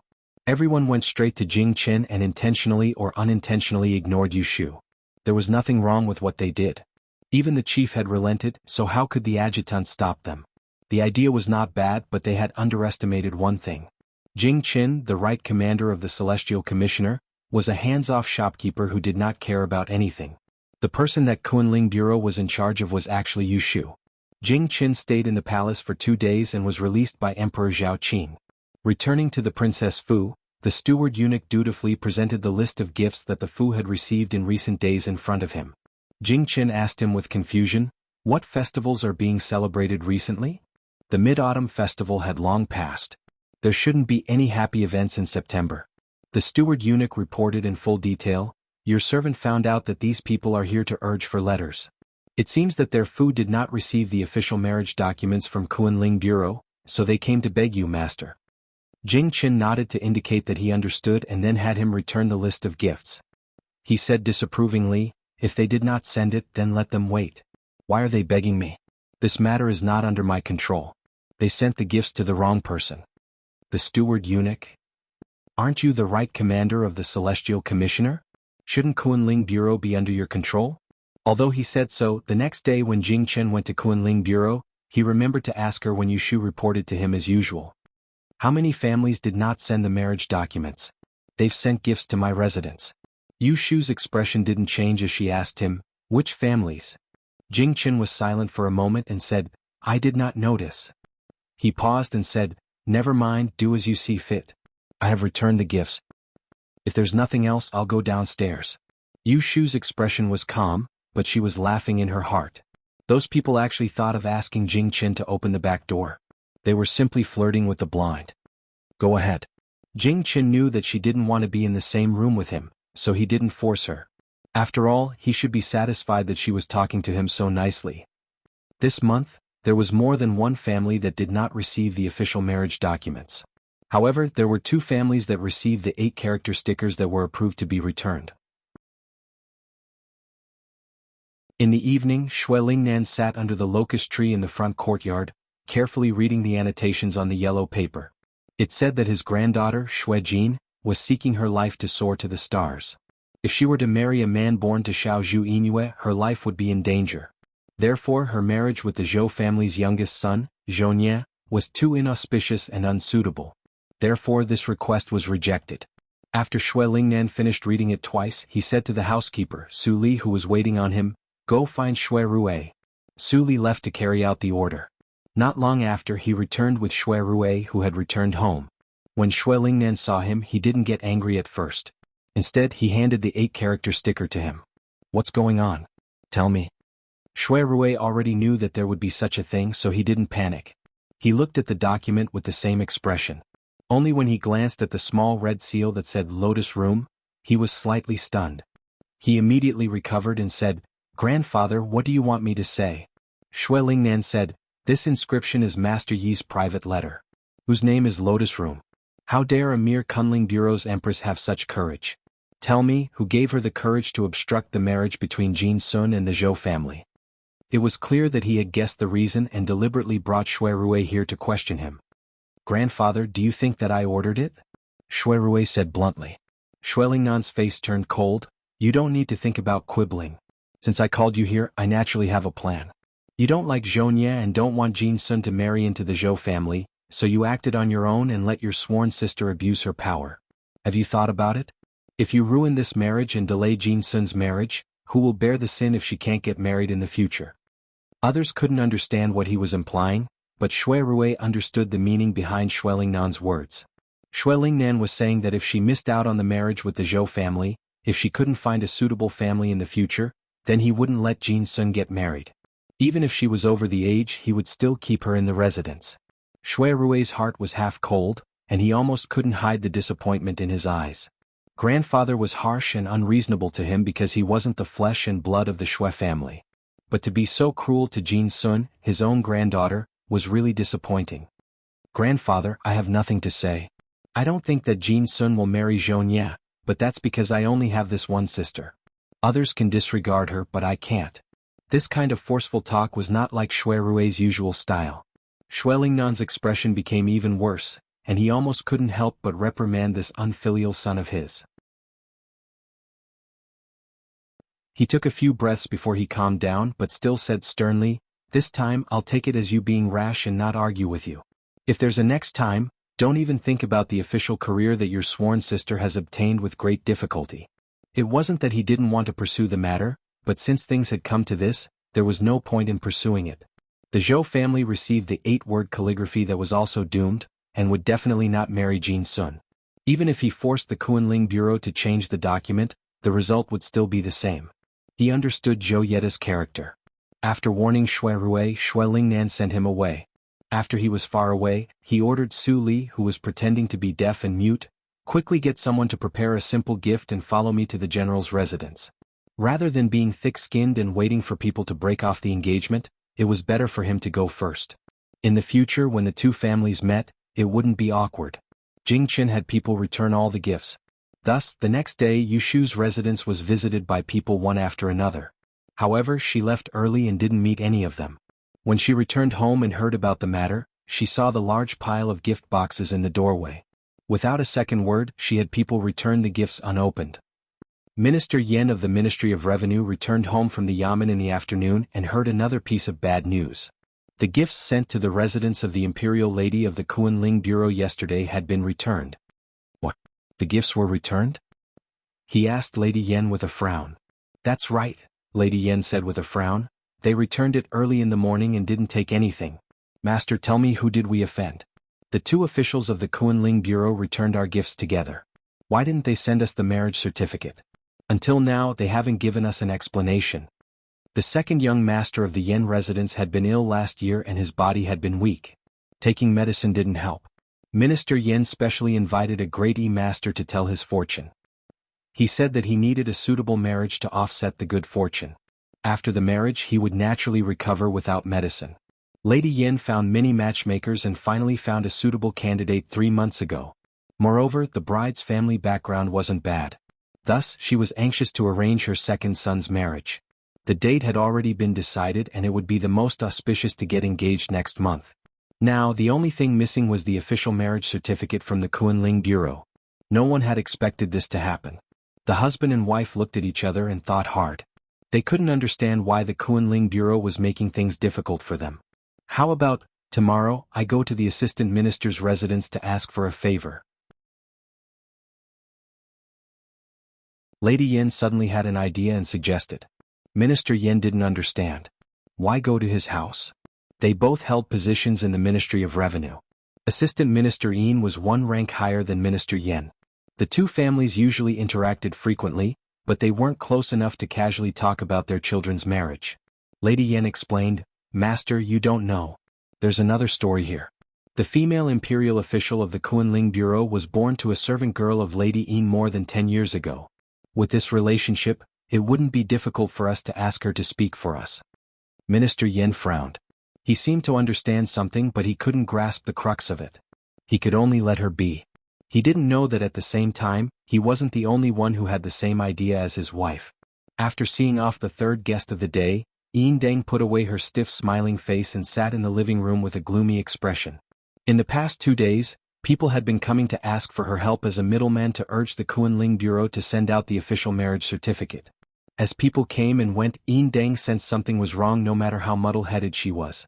Why didn't these families receive the official marriage certificate on time? Why did they all happen to have some friendship with her? In front of the visitors, Yin Deng could only put on a smiling face and agree.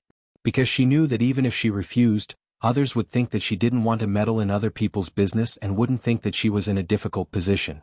She held a banquet on her last birthday, invited Yushu's parents, and made everyone know that Aunt Chui used to be a servant in her family. In fact, it was nonsense to ask her to go to Yushu to speak for them. Especially after she made a fool of Yushu, how could she ask for a favor? Yin Deng even suspected that the whole thing was directed at her by Yushu. She deliberately delayed the marriage certificate to make things difficult for her. Yin Deng didn't forget the harsh words that Yushu said before she left that day. She said that she wanted to become enemies with her. But how could that girl be so daring? For a moment Yin Deng was angry and suspicious. She didn't know what to do. In the evening when Yin Zhorong came back, she told him about it. He didn't tell her that he locked Yushu up and made her take off her clothes. He only said that she was drunk at the banquet and said something she shouldn't have said. She revealed that Yushu's family background was not good, which made the new imperial official lose face. Master, do you think it's possible that Yushu has a vile heart and is deliberately obstructing the marriage contracts of these families, waiting for me to bow my head and apologize to her?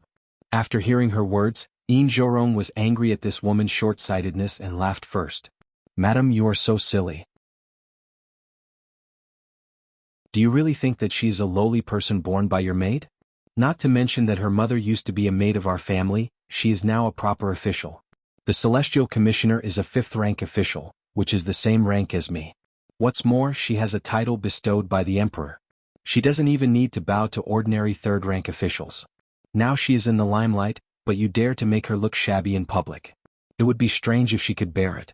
Yin Deng was embarrassed by his reprimand, but she didn't take it seriously.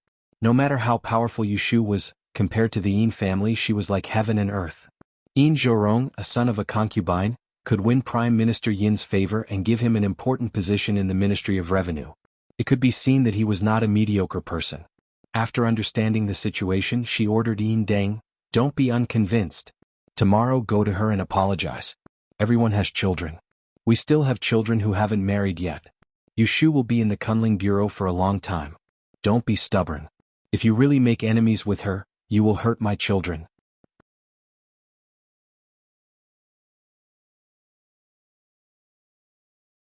Chapter 686. The next day, Madame Yin Deng obediently went to the Yu's mansion. However, she didn't come to apologize, but to visit Madame Yu.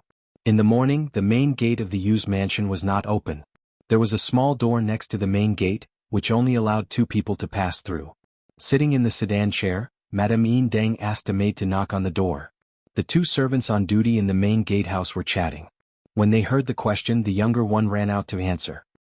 He heard that it was the wife of the assistant minister's residence who had come to visit their Madame Yu and asked them to open the main gate to welcome her. There was an old servant in the gatehouse who also came out while talking. He looked at the soft sedan chair in front of the gate and said politely to the maid in front of him, "Miss, please forgive us. It's not that we didn't open the gate on purpose, but there are rules in the mansion. The Lord goes to the yamen during the day, and the mansion is not allowed to see guests. No matter who your master is looking for, please come after sunset." There was no such thing as not seeing any guests during the day and only opening the door at night. However, this was the rule set by Yushu. Inside and outside of this mansion, all the servants were personally selected and arranged by her. Of course, they only obeyed her. In the sedan chair, Madame Yin Deng was a little impatient. She thought that it was so difficult to open the gate. This mansion was really unruly. Unexpectedly, when the maid came back, she told her that the gatehouse did not open the gate and asked her to come back at dusk. Madame Yin Deng instantly pulled a long face and said angrily, "They don't want to open the gate, right? Go again and ask them to inform their madam that I came to see her and ask her to come out to welcome me." After saying that, she felt that she had gone too far. She didn't come to make trouble today. Thinking of her master's instructions last night, she quickly opened the curtain and called the maid back. "Don't say anything else. Ask someone to go in and inform Madame Yu that I want to see her." The gatehouse sent the message to Qingshi House. When Aunt Chui heard that Madame Yin Deng came to see her, her first reaction was not to go out to welcome her, but to ask if Yushu was in the mansion. "Is the young lady at home now?" Since Madame Yin Deng's birthday, she had been grounded by Yushu. She was not allowed to go out. Every day, whatever she said or did, someone would report it to the north courtyard. If she accidentally cursed, Yushu would send someone to Qingshi that night, catch her maids and old women, and force them to kneel in the yard for a whole night. Now her words and actions are restricted, and she can't go out of Qingshi House at will. If she does something wrong, the servants around her have to kneel down and kowtow to her, begging her to spare their lives. Aunt Chui could only curse Yushu in her heart for being disobedient, but she was afraid that she would cause her to lose her career and wealth, so she dared not say anything and gradually calmed down. As a matter of fact, it was rare for Madame Yin Deng to come to visit. She was not happy at first, but she was afraid that Yushu would hear about it and give her a hard time. Madam, milord went to the yamen in the morning and hasn't come back yet. Aunt Chui was relieved and then ordered the gatekeeper to come. What are you waiting for? Invite her in. Otherwise she would say that she was simple-minded. Since Yushu was not at home now, she wouldn't come back at night. She knew that if she met Madame Yin and Deng, she would still be punished. The gatekeeper didn't leave obediently, but apologized to her and told her the rules set by Yushu, which meant that no one was allowed to visit when Yushu was not at home. When Aunt Chui heard that it was Yushu's order, she suddenly became listless. After hesitating for a while, she didn't dare to insist that the gatekeeper come in, but planned to see Madame in person. But when she was just about to go out, a group of servants came up to her and knelt down before her before she reached the gate of Qingshizhai, asking her to think twice and to spare her life. Aunt Chui had no choice but to go out of the gate. Madame Yin waited for a long time, but all she got was a lie that, Madame Yu is not well and can't see guests. Sorry to trouble you to come here in vain. Please come again another day. The old gatekeeper bowed and stood beside the sedan chair to convey the message. Madame Yin had long been gnashing her teeth in anger. She snorted coldly and went home without saying anything. She didn't leave the gifts she brought when she came and carried them back. When Yushu came back in the evening and heard about it, she just laughed and ordered, if she comes again no matter what time it is, don't let her in. The gatekeeper did a good job today. Who can't be blamed. Tip them 2 months' worth of salary and give them 2 more meat dishes for dinner. Although she didn't see Madame Yin and Deng, Yushu clearly knew her mind. She just found that the situation was not right, so she came to mediate. But she couldn't put down her pride to ask for peace, so she picked up Aunt Chui, who was a pushover. This kind of person really didn't know how to write the word death until death was near. Madame Yin was full of anger. When she returned home, she smashed 2 cups to vent her anger. Just then, the third master of her family, Yin Yuanbua, came in from outside. When he saw the mess on the ground, he tooted twice and sat next to Madame Yin and asked with a fierce face, "Who made my mother angry? Let me teach him a lesson." Madame Yin looked at her youngest son and her anger subsided a little. She reached out and pinched him, saying, "It's all because of you." Why is it because of me?" Yin Yuanbua grimaced. Madame Yin hurriedly rubbed him. She was angry, so she said it all. "Didn't I find a wife for you before? I wanted to find someone to control you as soon as possible so that you could control your temper and stop wasting your time. I didn't expect that I was wrong. That girl is not a person who knows her place." On the one hand, she refused the marriage proposal from the matchmaker, but on the other hand, she spread rumors everywhere, saying that she doesn't like you and that our family won't let her go. When Yin Yuanbua heard half of it, he became furious and slammed the table, saying, "Who is this bitch? Mother, tell me her name." Although the third master of the assistant minister's mansion was a playboy, he usually couldn't stand others looking down on him and comparing him with the third master of the West Mansion, Yin Yuanrong. Madame Yin snorted, "You have seen this person. She is the wretched girl that you and Yuanrong ran into on my birthday in the backyard." Yin Yuanbua instantly remembered. It was really because Yushu's disheveled appearance that day left a deep impression on him. Even if her face was not beautiful, he couldn't forget it for a while. "It's her?" Yin Yuanbua recalled and showed disdain. "That kind of girl is not even as good as the girls in the Pavilion of Fragrances. Why did you choose her?" On one hand, he secretly rejoiced that the marriage did not go through. Otherwise, he would be ridiculed to death by his group of scoundrels for marrying such a mediocre and disorderly woman. Madame Yin explained, "Don't be fooled by her looks. She is a female disguise master from the Dian Academy. Now the Celestial Commissioner is a female official and is of the 5th rank like your father. If it wasn't for the fact that her mother used to be a maidservant in our mansion, do you think this kind of marriage would be easy to find?" When Yin Yuanbua heard this, his face became even uglier and he screamed, "Her mother is still our family's servant. Mother, are you muddle-headed? Why did you think of finding me a lowly person?" Seeing that her son was so angry, Madame Yin patted his chest and comforted him gently. That was in the past. More than 10 years ago, her mother left with a shiotsai and got rid of her slave status. "My son, don't be angry. It's all my fault. I shouldn't have told you these things. Don't be angry. The marriage did not go through. I will find you a good one in the future, one that will satisfy you, okay?" After comforting him for a long time and promising him a lot of benefits, Yin Yuanbua finally stopped making trouble. At this moment, someone outside reported that Master Yin had returned. Madame Yin hurriedly asked people to clean up the debris on the ground, but she didn't forget to grab her precious son who was about to leave. "Don't mention what I just said to you in front of your father." "I know. Yin Yuanbo was afraid to see his father, so he broke away from Madame Yin and ran away. You're tuning in to the Han Li's Wuxia Chronicles YouTube channel. We're so grateful for your support, and don't forget to subscribe to join us on this incredible journey through captivating stories. Your generosity through donations truly makes a world of difference, as it's the primary source of revenue that allows me to expand and enhance this channel for you. Thank you from the bottom of my heart for being a part of this adventure.